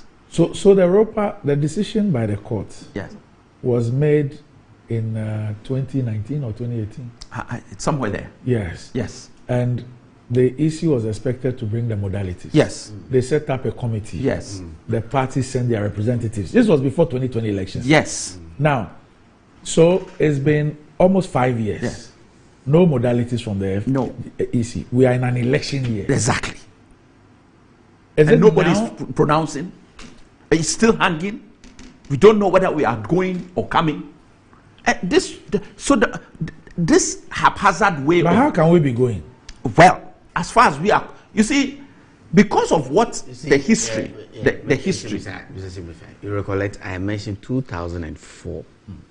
At the time, they were doing consultations or something. You recollect? For the 2000. You recollect? Early 2000. Yes, it's been on the cards. But what I'm saying, the point I'm even making is that after the Supreme Court made a pronouncement on the Kweku Azan and others case for the EC and directed the ECS, the EC set up a committee. I recall that even your party was represented by the former defense minister. They went for regional tours. Yes. So they had a committee. Yes. All the parties were represented. But we've not heard anything And obviously, everybody thought that, look, 2020 was too close for any such thing. Yeah. But we've moved on. 2020, 2021, 22, 23. We're in 2024, the election year. But the EC is giving assurances to some of these people who went to court that it is going to happen in 2024. And that is what is creating consternation for some of us who have to plan.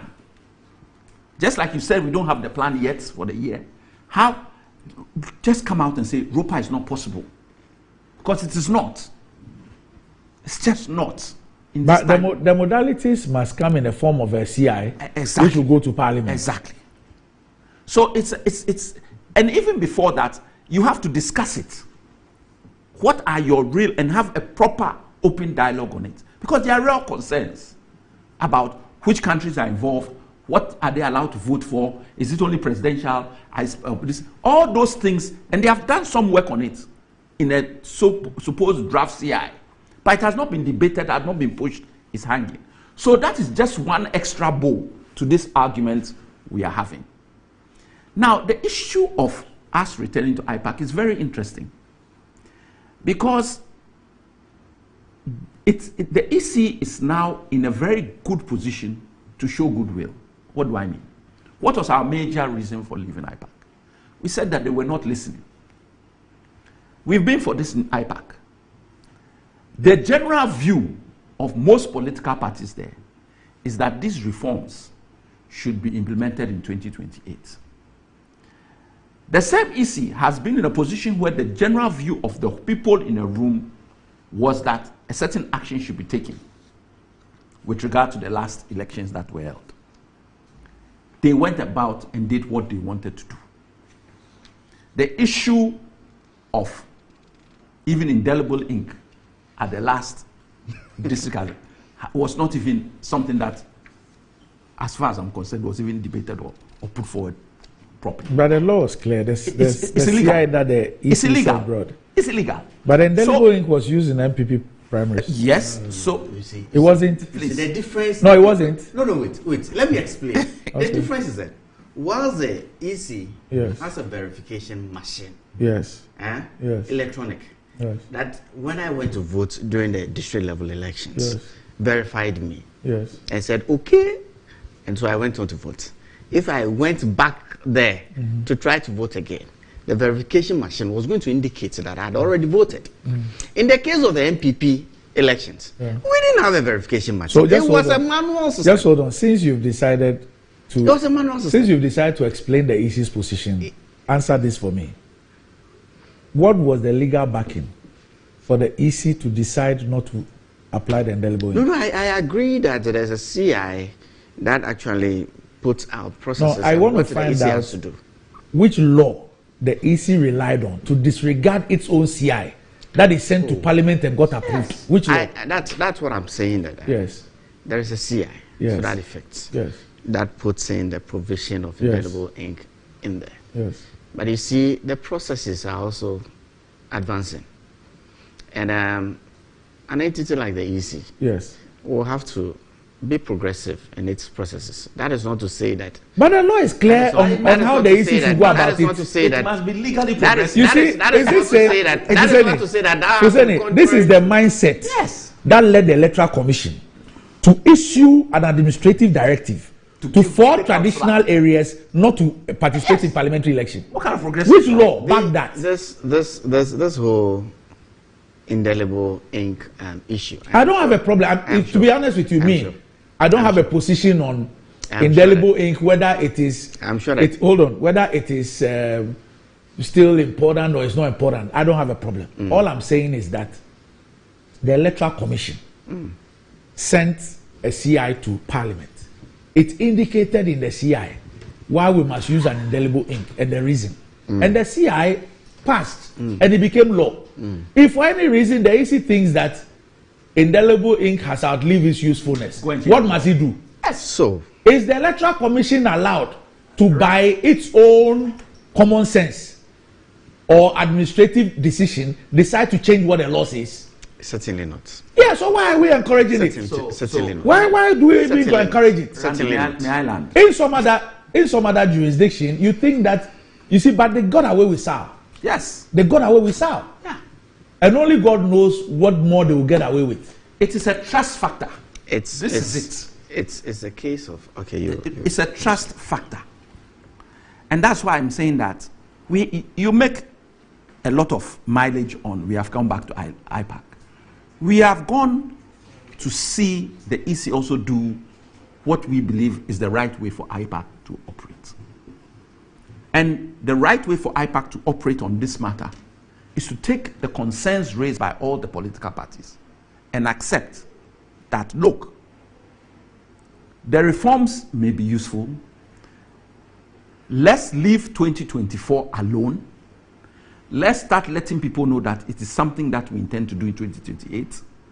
And once we enter into 2026, we impose it at that point so that everybody knows what is coming in 2028. These late reforms that we are doing is creating too much tension in the town. You see? And no, you can respond, but I just don't. I think that, look, we hurriedly said that because people wanted to take control. We are an independent state. We are okay, our sovereignty, and we removed ourselves from any donor funding for our elections. It's all done internally. And each day we keep adding onto it. In the financial situation we are in Ghana at the moment, nobody should be thinking of any major reforms. Let's just go do what we do always and have our election. It has served us well up to now. But not complaining about budgetary allocation. Now, I'm not saying that they are. Yeah. I am saying that let us not bring in anything that is going to create. Why? If you move the whole thing 1 month back, you are going to have rush procurement. You're going to have rush because it is time. And that is a cost. But at this stage, common sense should even tell you that you won't get the Toothpaste in Parliament. How? Common sense must tell you. That is all. On the basis of the position of the NDC on this matter, it should be clear as daylight that you won't get it. Not until you have introduced this topic for discussion would you actually come out with stance like the NDC is taking. So there's nothing. I mean, you have to introduce the reform to be able to get to the position of the stakeholders. Yeah. So there's nothing wrong with the EC. EC coming out. There's absolutely nothing wrong. Yeah. There's absolutely nothing. There's nothing. But there's every indication now. I mean, Randy will say that he's quite right. He doesn't have any problem. I have a huge problem with my point is that indelible. No, I'm just saying so because the argument for the for and against has not really come up. For me to make up my mind. So I have an open mind on it. I agree. But my whole point is that the law does not mandate the EC to act in that way. That's all. The indelible ink is a huge issue for us. I don't know. Look, whenever your phone that is here, it's a fantastic phone. It will hold. The day that it crashes, if you haven't backed up to the cloud, you lose all your data. That is all indelible ink is. You have a machine that gives you data. But you have a backup system of indelible ink. We have perfected. What? From the experience of 2012. Yes. From the experience of 2012, where we had 2 days of voting. Yes. There are always backup of those machines there. What? Which court case have you ever seen them bring a machine yet? Every number of polling stations. We're in this country when we had the limited exercise or whatever it was recently. The very recent one. Yes. Yeah. We all saw what happened. We all saw the thing that happened. What happened when it started off? You were not in this country. I am. Maybe you should refresh my memory because when it started off, I recollect it was pretty slow. Over time, it picked up. To the extent that in my constitution, they had to change machines. At a point, they had to take machines away. So it is not infallible. No, my brother, the point we are making it in is that you don't have an infallible system. If it crashes and there's a problem, at least we can identify that you have voted somewhere with the ink on your finger. That is what is so complicated about this.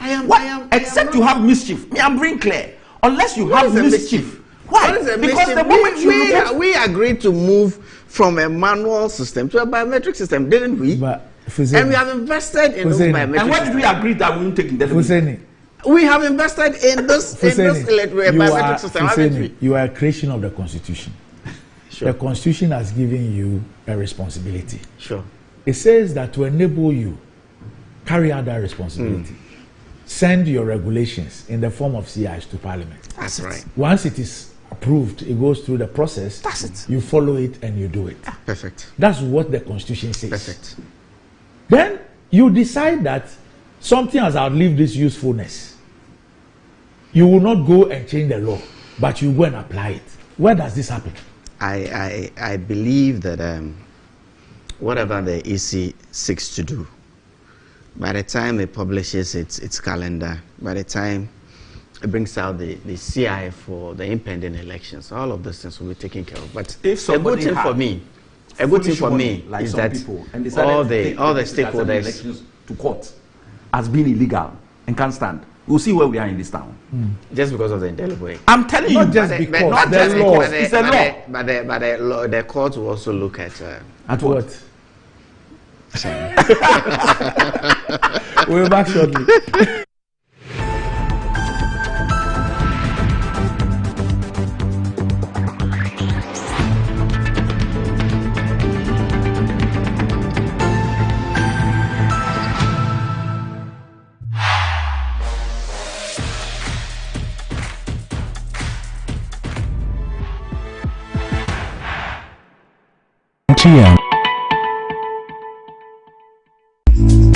Good afternoon, Mr. Ampedu.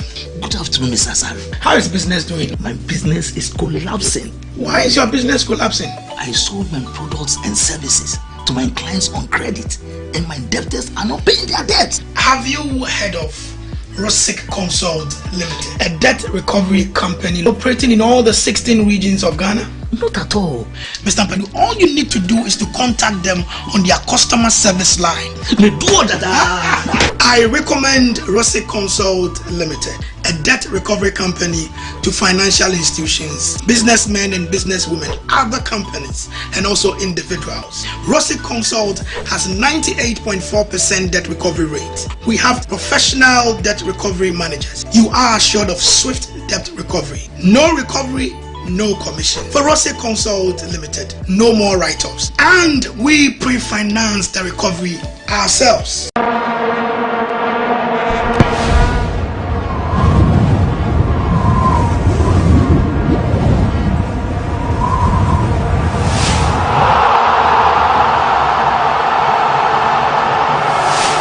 Star Assurance, your solid partner.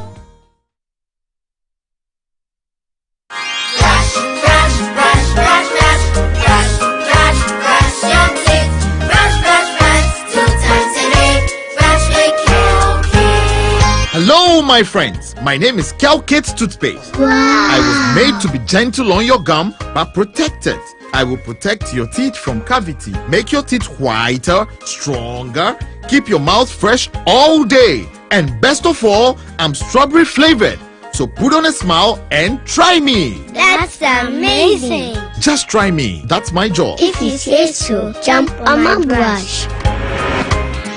Makes your teeth stronger, chicky whiter, chicky stronger. Yay! You did it! I'm glad you like your new toothpaste. Don't forget to brush both day and night. Calcates. Happy smile.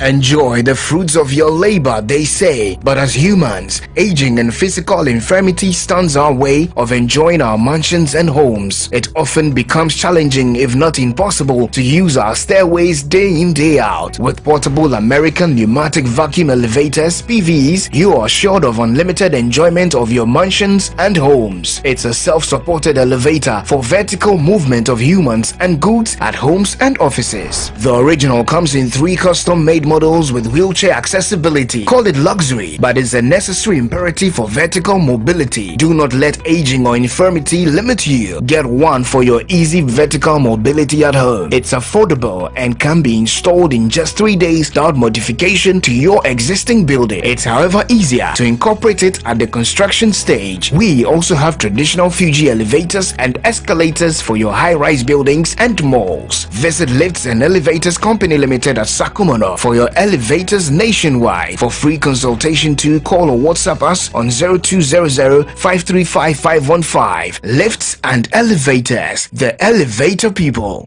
To help meet your business and private printing needs successfully, we have just the right products and services. At Appointed Time Printing Limited, we specialize in digital printing, offset printing, packaging and security printing. Our innovative designs and complete professional touch on our print products such as posters, flyers, brochures, magazines, poll cards and any other print solution of your choice ensure that our customers are always happily connected to their audience. With our security printing section, our clients are assured of a highly secured and confidential work process from start to finish. At Appointed Time, our prices are very competitive. Locate us at the old GNTC building near Swansea Shopping Arcade, Accra. Contact us on 0501 454165, 0501 454167. Appointed Time Printing Limited. Our printing is the solution. Customer. Nadavena minka me papa. What you saying? Me try 10 Ghana.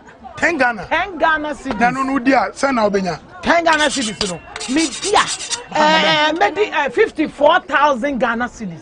54,000. 540 million. Yeah, the one who na me di is kase. Yeah. And then I giga get na we. Na wa boki. Ah, draw no na asase no. Mami me volume.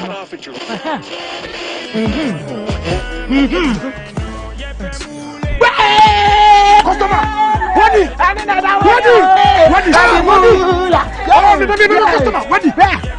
One of our daily lucky winners. Dial *946# to play now. Or you can also play online at www.gamepackgames.com. Game Park is regulated by the National Lottery Authority.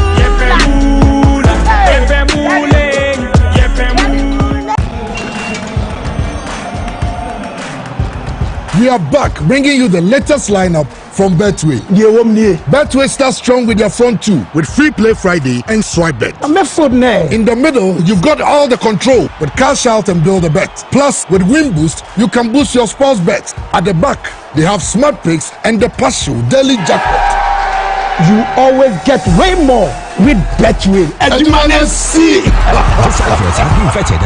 For over 20 years of serving the world with herbal and alternative medicine, we've been successful in treating complicated medical conditions with a perfect combination of herbal and alternative methods of treatments like homeopathy, naturopathy, reflexology, and many more. We deliver excellent and effective service to people from all walks of life through scientific and traditional means. We have a well-equipped laboratory with advanced diagnostic and treatment devices to help detect your illness so we know the right medication to be given. At Amen Scientific Herbal and Alternative Medical Hospital, we are proud manufacturers of our own herbal medication. Our zeal and passion to save lives with our patients at heart and outstanding achievements since 1996 has won us several awards. That is why we say, go herbal, go Amen. We are located everywhere in all the regions. Amen Scientific Herbal and Alternative Medical Hospital. Allahu Shafi, God is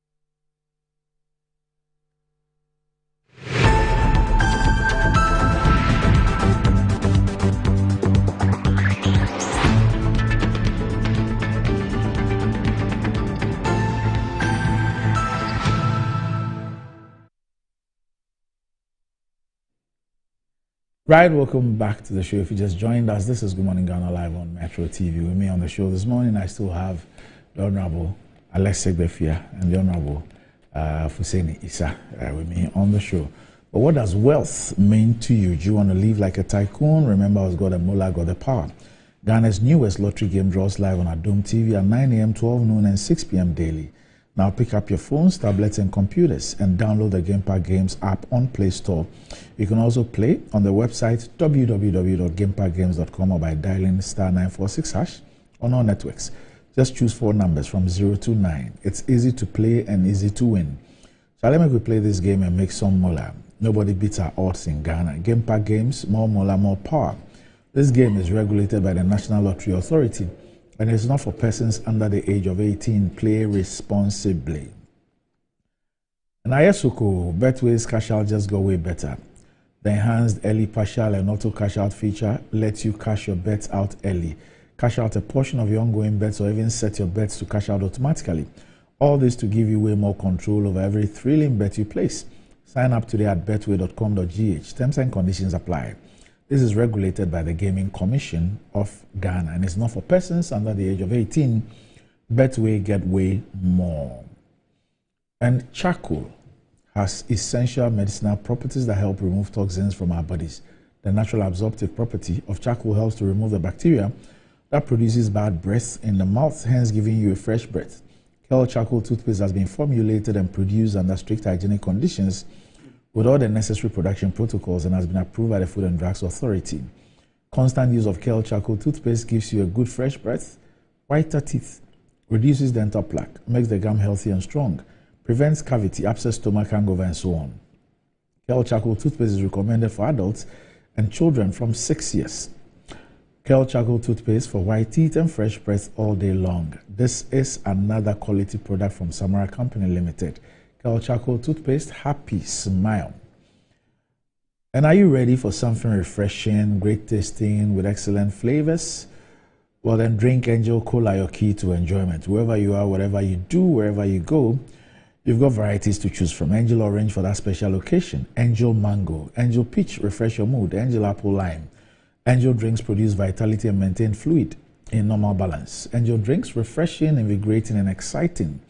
Angel Drinks are produced by Adonko Soft Drinks Beverages Limited. Angel Drinks taste like our day and recommended for all, including children. You can reach them on 0244 832286 and 05078 Terms and conditions apply.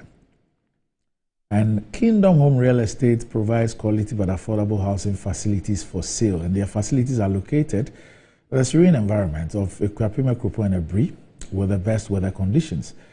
They are just a 30-minute drive from Accra and they provide a modern touch of comfort, high standard security service plus CCTV, standby generators, constant water supply and electricity.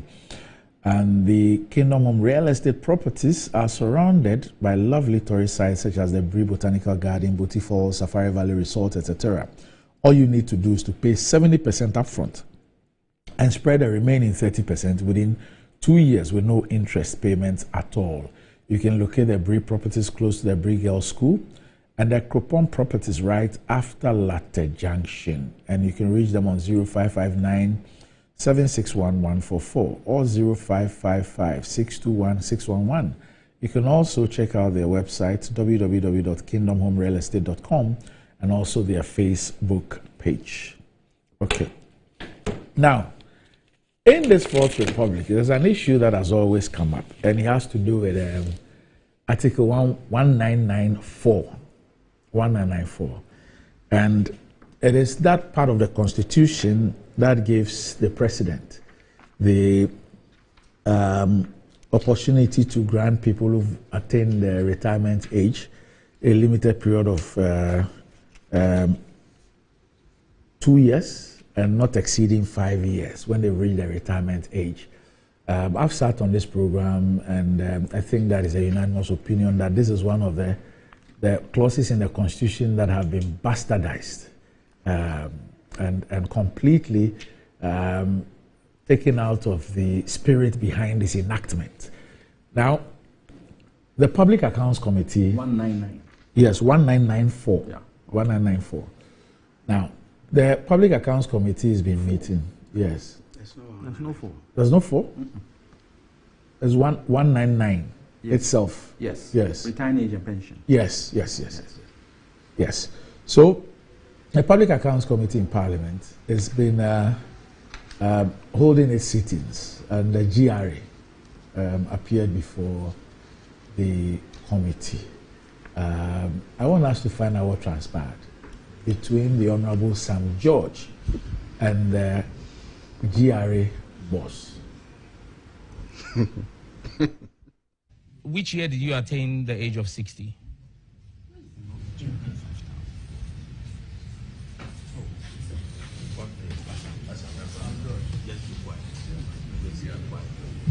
I didn't know. CJ, I'm waiting for a response. What year did you attain the age of 60? Isn't this personal, Chairman? What? I think it's too personal. No. Chairman, if people think that this is personal, let me just remind this House and the Finance Minister, the Deputy Finance Minister, that her boss, the Finance Minister, came before the House of Parliament and informed us on behalf of His Excellency the President Nana Addo Dankwa Akufo-Addo, that he was no longer going to be giving contractual extensions to people above the age of 60, especially when their expertise was not scarce. Your boss, the Finance Minister Ken Ofori-Atta, told the House that on behalf of His Excellency the President Nana Addo Dankwa Akufo-Addo. And so when I ask a question that which year did the Commissioner General of the Ghana Revenue Authority attain 60, it is not a personal question. He's a public servant. Thank you. But Mr. Chairman, is my colleague assuming? Is he assuming that? I haven't called you. Oh. I haven't called you. OPK, I haven't called you. Leave that one to me to direct. OMC is not a personal question, please. Honorable members, we have our laws in this country that govern us. If the Commissioner General attained the age of 60, he can be given a contract.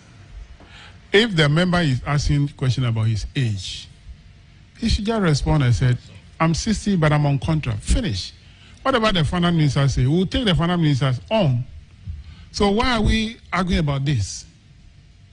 We should not argue about this. You can say that, oh, I'm on contract. That's all. Yeah. So, Mr. Commissioner General, can you respond to the member's question? Mr. Chairman. Honorable members, why? Are you the one asking the question? Sam George is the one who asked the question. Can we hear the actual question from Sam George? Thank you very much, Chairman. The question again I asked, very simple. Which year did the Commissioner General of the GRA attain 60? Thank you very much, Mr. Chairman. Before he answers, I just want to find out, is this a public interest question? No. Respectfully, asking us. Honorable Minister. So then, Mr. Chairman, if he has a question, he should go straight to the question. But asking for someone's age. Honorable Minister, the officer to whom the question is directed is a public officer. So it's a public interest question. Chairman, no. It's too personal. No. It's a personal question, Mr. Chairman. No. It's not personal. It's not personal. It's not personal. It is not personal. Mr. Chairman, it's just like asking Mr. Commissioner General, where were you born? Respond to the question. It's just like asking Mr. Commissioner General, where were you born? For me.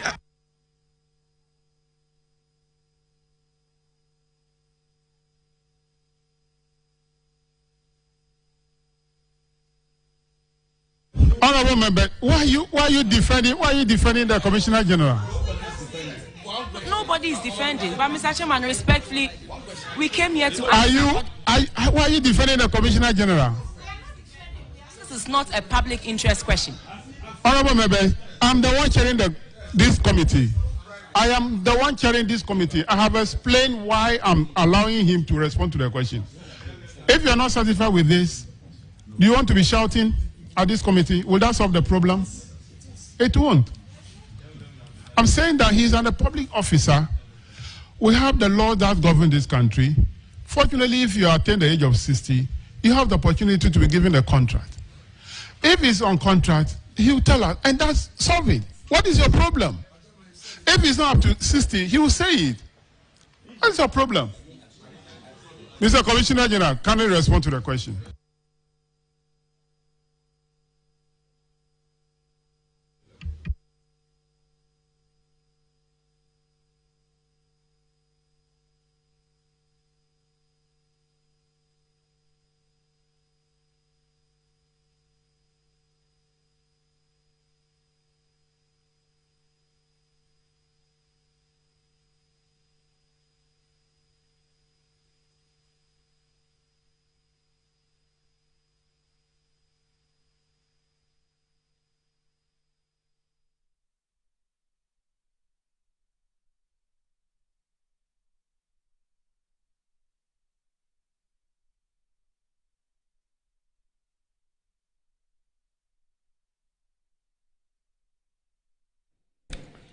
All right. Okay. So you had what actually transpired there, but I guess we need to look for the longer version of the of this particular video, because the Commissioner General answered. He told the Commission, I think that is even in yes, one of the papers. He actually told the Commission that he attained the age of 60 in 2023. Yeah, he gave the date in 2023, and he says that he's not been given a contract yet, but he knows that a letter was written to the board, but he's not been given a contract yet, but a letter was sent to the board. So that was his answer to the issue. But Alex, you've been a public servant by virtue of being a minister and all that. Was that a personal question? I'm totally scandalized by the antics of some of the MPs in trying to stop this question. It's a simple matter. If you get to a certain age, you cease to be a public servant unless you have a contract. So your age is highly relevant to whether you can have the office or not. Why? I spent a good almost 1 hour adverting, as I was saying, having to establish that I was a Ghanaian. Why? At the time, should I have simply have said, oh, look, it's not, this is a private question. So you know Irish. From where? Because I know you used to live in Ireland. But you were with me, so you also not. No, you are the MP. You are the MP. So these things have to be investigated for the bodies to be satisfied that there hasn't been any breach of the rules. I mean, what is your date of birth? Just give your date of birth.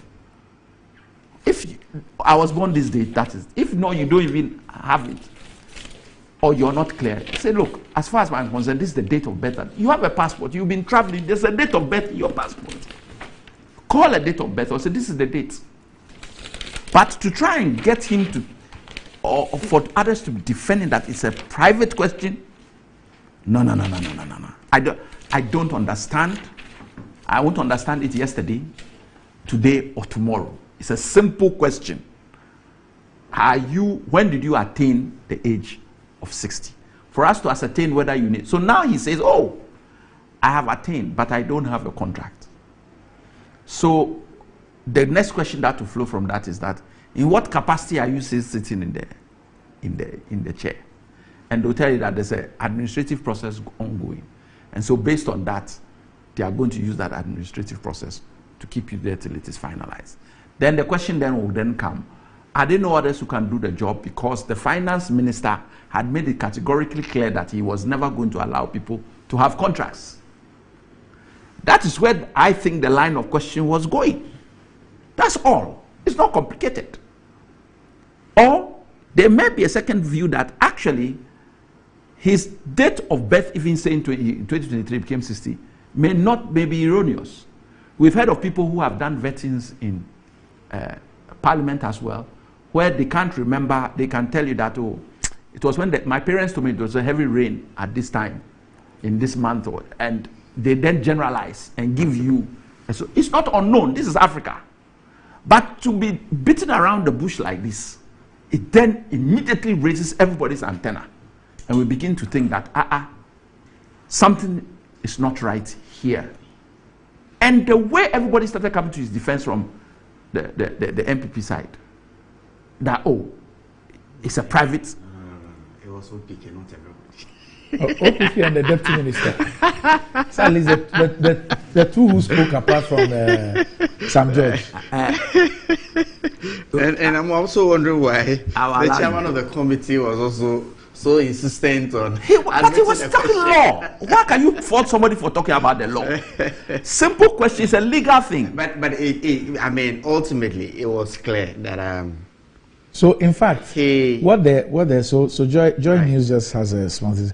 Says Dr. Amishida also admits he's working 2 years after retirement without a contract. Yes. He said he's been asked by the appointing authority to continue working while he awaits ratification from the Ministry of Finance. So there's a contract? No. He turned 60. He's 62. Yeah. He turned 62 in October or September of last year. 62? Yes. No, he said 60. No. In September, October last year. So he's been 2 years beyond 60. And he doesn't have a contract. The law says that if a person attains the 60 and you want to keep him there, you give him a contract. Yeah. That's right. So he's done the first 2 years without a contract. That first 2 years even ended in October of last year. So he's into the third year. And there is no contract. For the first there is no ratification. And he's in office.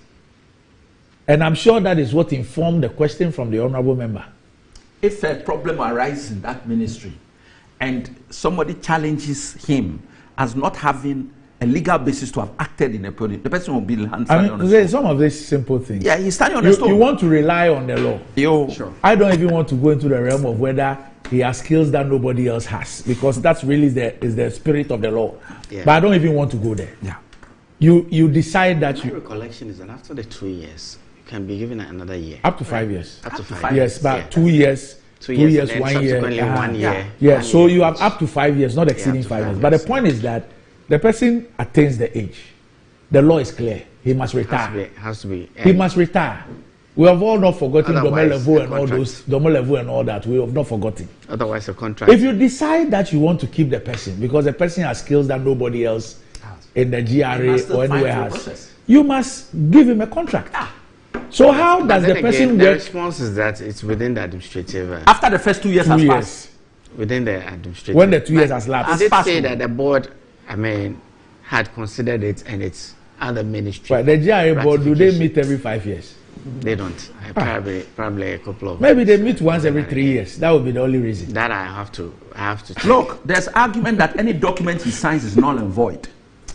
That's the point I'm making. No, but he's not legally in that constructively to the extent that the employer. But you see, the employer is enjoined by the Constitution. You wait for a liability to arise. You know whether it is correct or not. The law also enjoins the employer. In this case, you cannot fault the man, but you fault the one who has kept him on the job. That if you intend keeping somebody who's above 60 on the job, this is what the law says you must do.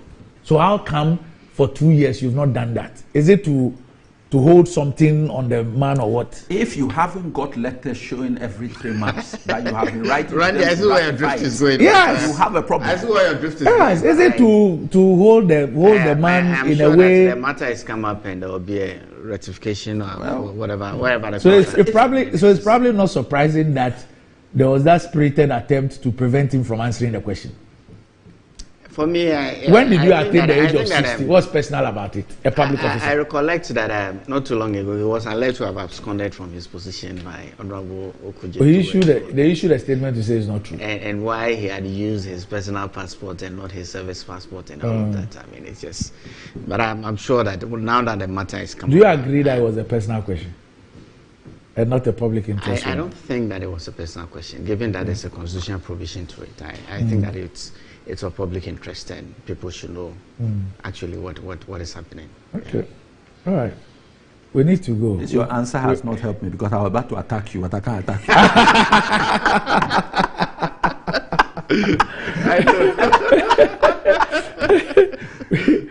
we need to go. We don't have much time. We're going to look at Konfi, but we couldn't. So we're going to look at Konfi, but we couldn't. The president and I think Paramount Chief. Yeah, we don't have time. We don't have time, so we have to go. So, gentlemen, thanks for joining me. Thanks for joining me. Up next, DMG Trends.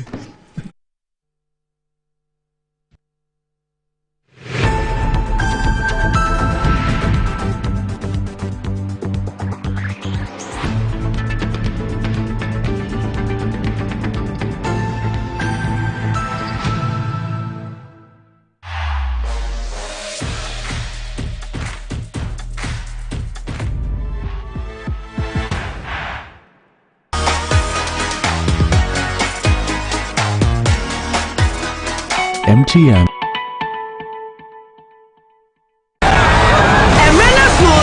Stadium feeling, everything 12 January, I can say about AFCON every year. My AFCON and Soja Call, I won't feel high sense TV, AFCON TV, and a sound system. Yatisu say who?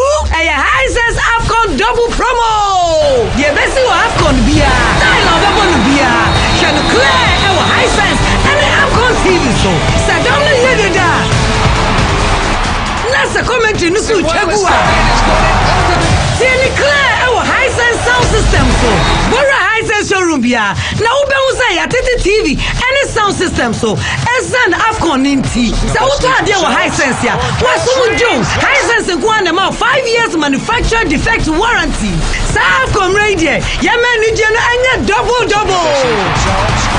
If we say high sense Mahama, high sense. Yeah, they want to football. Esan football inti. I said she said I can't home.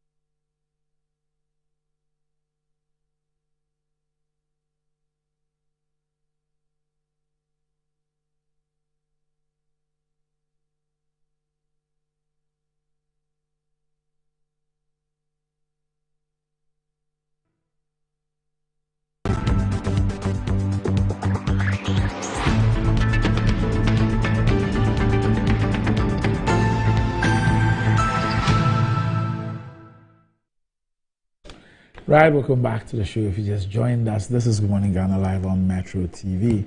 Time to check out what is trending on social media with Desi, the star boy. Yes, Desi. Good morning, Doc. I'll find it today. I'm drawing that. What hear me? I forgot. I gave my reasons. So that is okay. I'm also fine. Boom. Boom, you're asking me. So I responded. So when I say boom, I mean and you. I'll find it today. Hey, Charlie, I forget. In your job. I do the rest. I forget.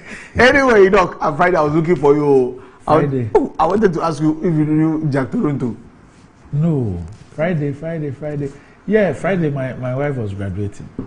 Oh. With the LLM. So I was at Legon. Hey.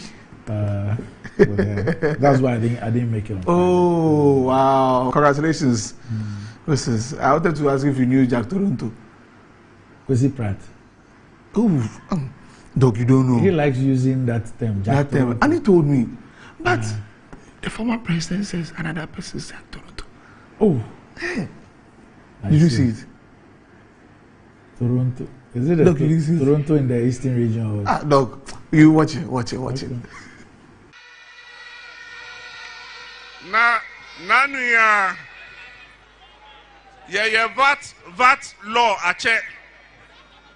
And so ababia VAT no yemfa to Iram Kania so yemfa to electricity so. And Jack Toronto any ni aketwa.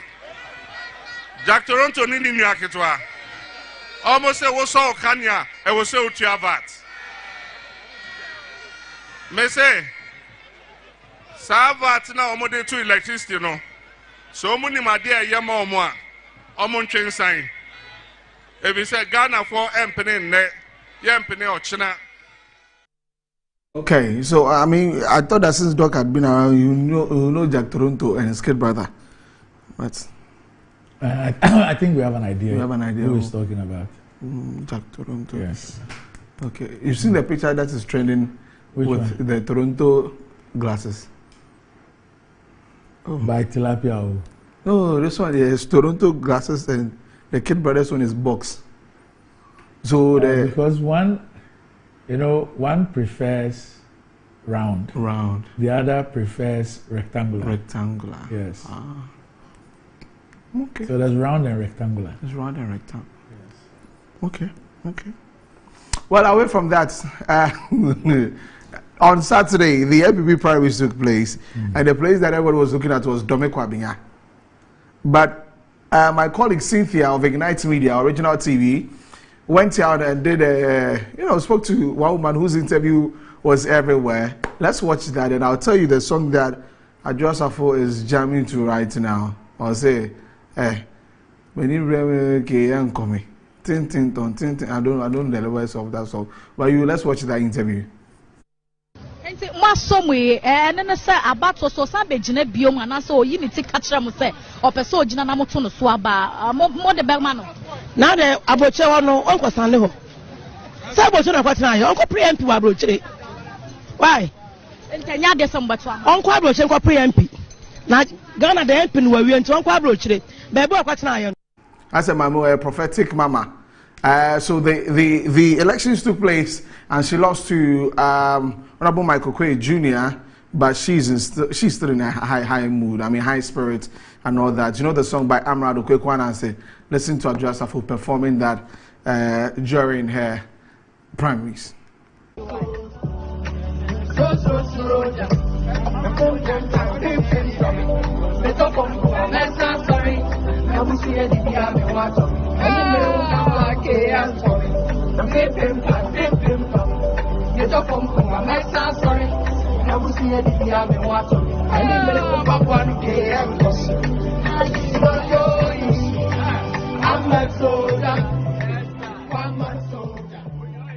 Miss Rose Soldier, from Cramassa, sorry.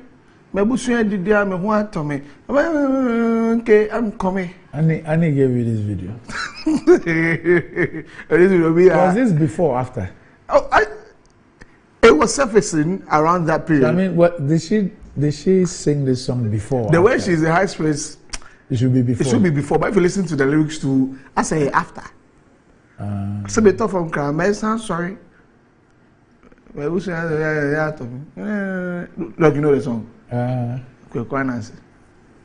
Is that not Amrado's song? Yeah. All right, so she's lost the primaries, and well, my very good friend I've not seen in a long while. Over 7 years. 7 years. Over 7 years. Oh wow! Yeah. Wow! My body. Your body. I've not seen her in a long while. Anyway, so away from the NPP primaries, let's talk about the AFCON. Yesterday, hey, no be small slaying of the champions, that is Senegal, and Ivory Coast was in a state of, I don't know the word to use, Charlie. The energy there was crazy. Let's just watch a few of the stuff going on in the Ivory Coast yesterday. So this was a tweet says that Senegal, defending champions and outright favorites at the AFCON, knocked out by the host. You'll never have such football drama in the Copa America, Euros, or Asian Cup. Somebody throwing shots there. This one also says, coming in, says that Senegal was by far the best team and had an upper hand, but Cote d'Ivoire fought back until they started dominating and won the game at the end. Need to approach life in the same way this year. I fight back until I win. So those are some of the crazy stuff happening in the because that was last night after they won that particular game. Doc, this AFCON has produced some great, entertaining, amazing football. Look at that journalist.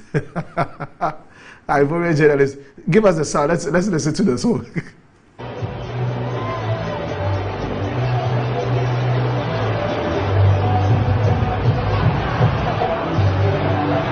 So if we put the Ivorian journalist dancing after their game, and Sadiq Adams after the Ghana game, it would capture the mood of both countries. True.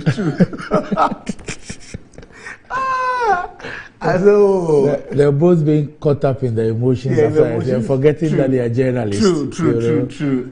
and just being fun, of the game. So Cape Verde have advanced to the next stage. Cameroon, Cote d'Ivoire, they have also moved on to the next stage. And if you have the AFCON yesterday, the GFA was trending, because Honorable dropped a bombshell that about $8.5 million was the budget for this year's AFCON. And I'm up for Kanwa 7. I'm saying, hey, Sikano Dosu, hey.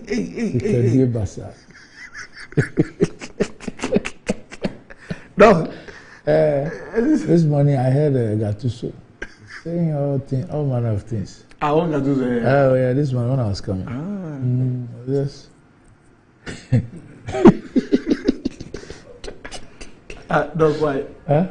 I was listening. So I wanted to go to the studio. Me know how. Okay. Hey.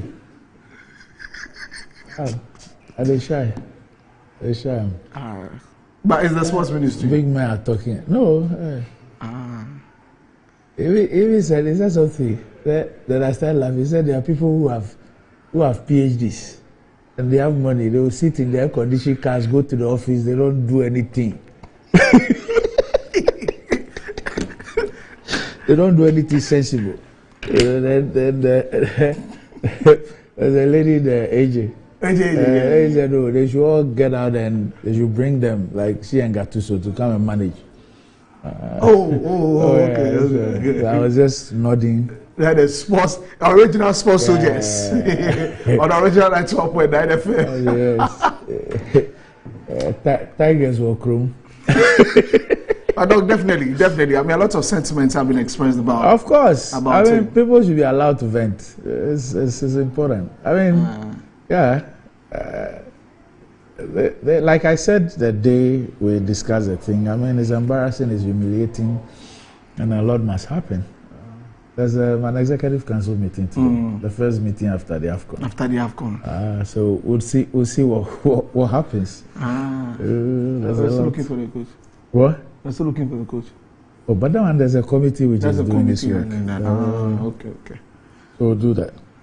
So maybe at the meeting we'll see the reports from the management committee and the technical team and all that, and then We'll see. I'm sure after the meeting, Ghanaians will get to know a few more. You heard it here after the meeting. Yeah. So just keep a look right here on Metro TV and Original TV, Original FM 91.9 FM. After the meeting, there's going to be a breakdown. I'm up for business. This is somebody. Which one? I'm saying this is somebody.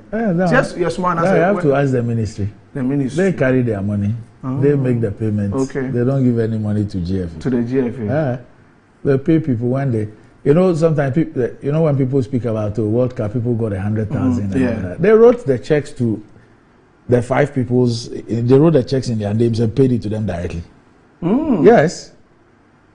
They paid it to them directly. Sports ministry. Yes, that's what is done. That's supposed to be done. Okay. They paid it to them directly. It's not as if they gave money to somebody to go and share with somebody. They paid the monies to those 5 people directly. And I mean, for me, I'm just saying, what I'm just trying to say is that sometimes when some of these things come, I mean, you must understand, once you are with a hierarchy, obviously, there's responsibility that you must, accept and try and do things differently and all that.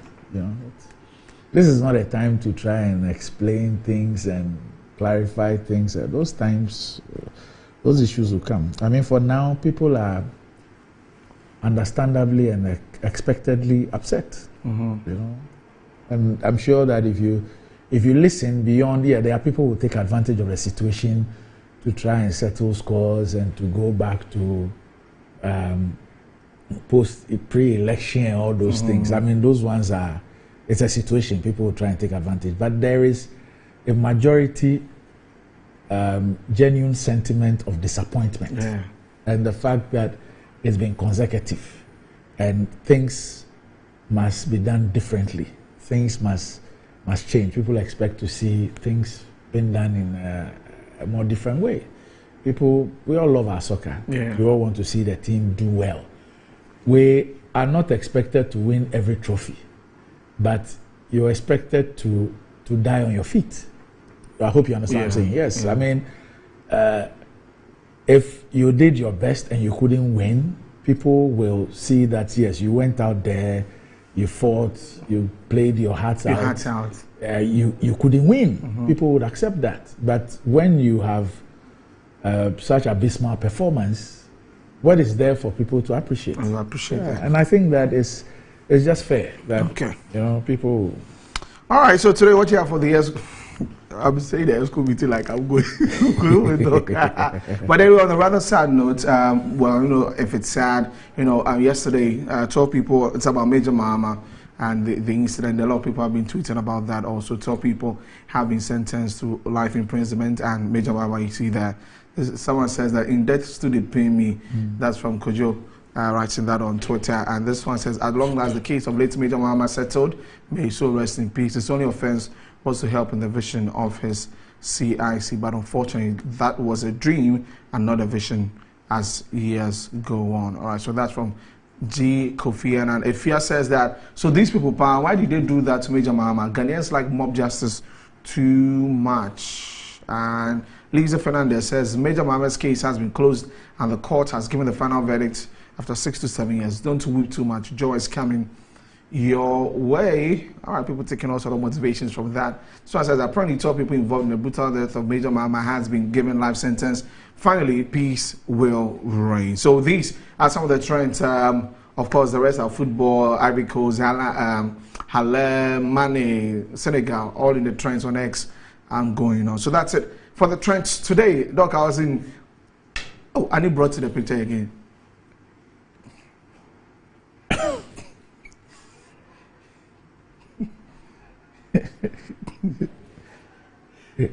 I have no hand in this. It reminds me of last week's video. My room is Anyway, so that's it for the trends. Over the weekend, I was in Cape Coast, Takra. It was amazing, man. Going back, shout out to all my people in Takra. The love was great. Moyadi, keep watching us right here on Metro Television. Shouts to Desmond Enu. Yeah, shouts to you, bro. Yeah, look. That's it for the trends today. Okay. Yeah. So thanks. We'll see you tomorrow. Yeah, definitely. This Enjoy the is January Team White. Up next, Metro Sports.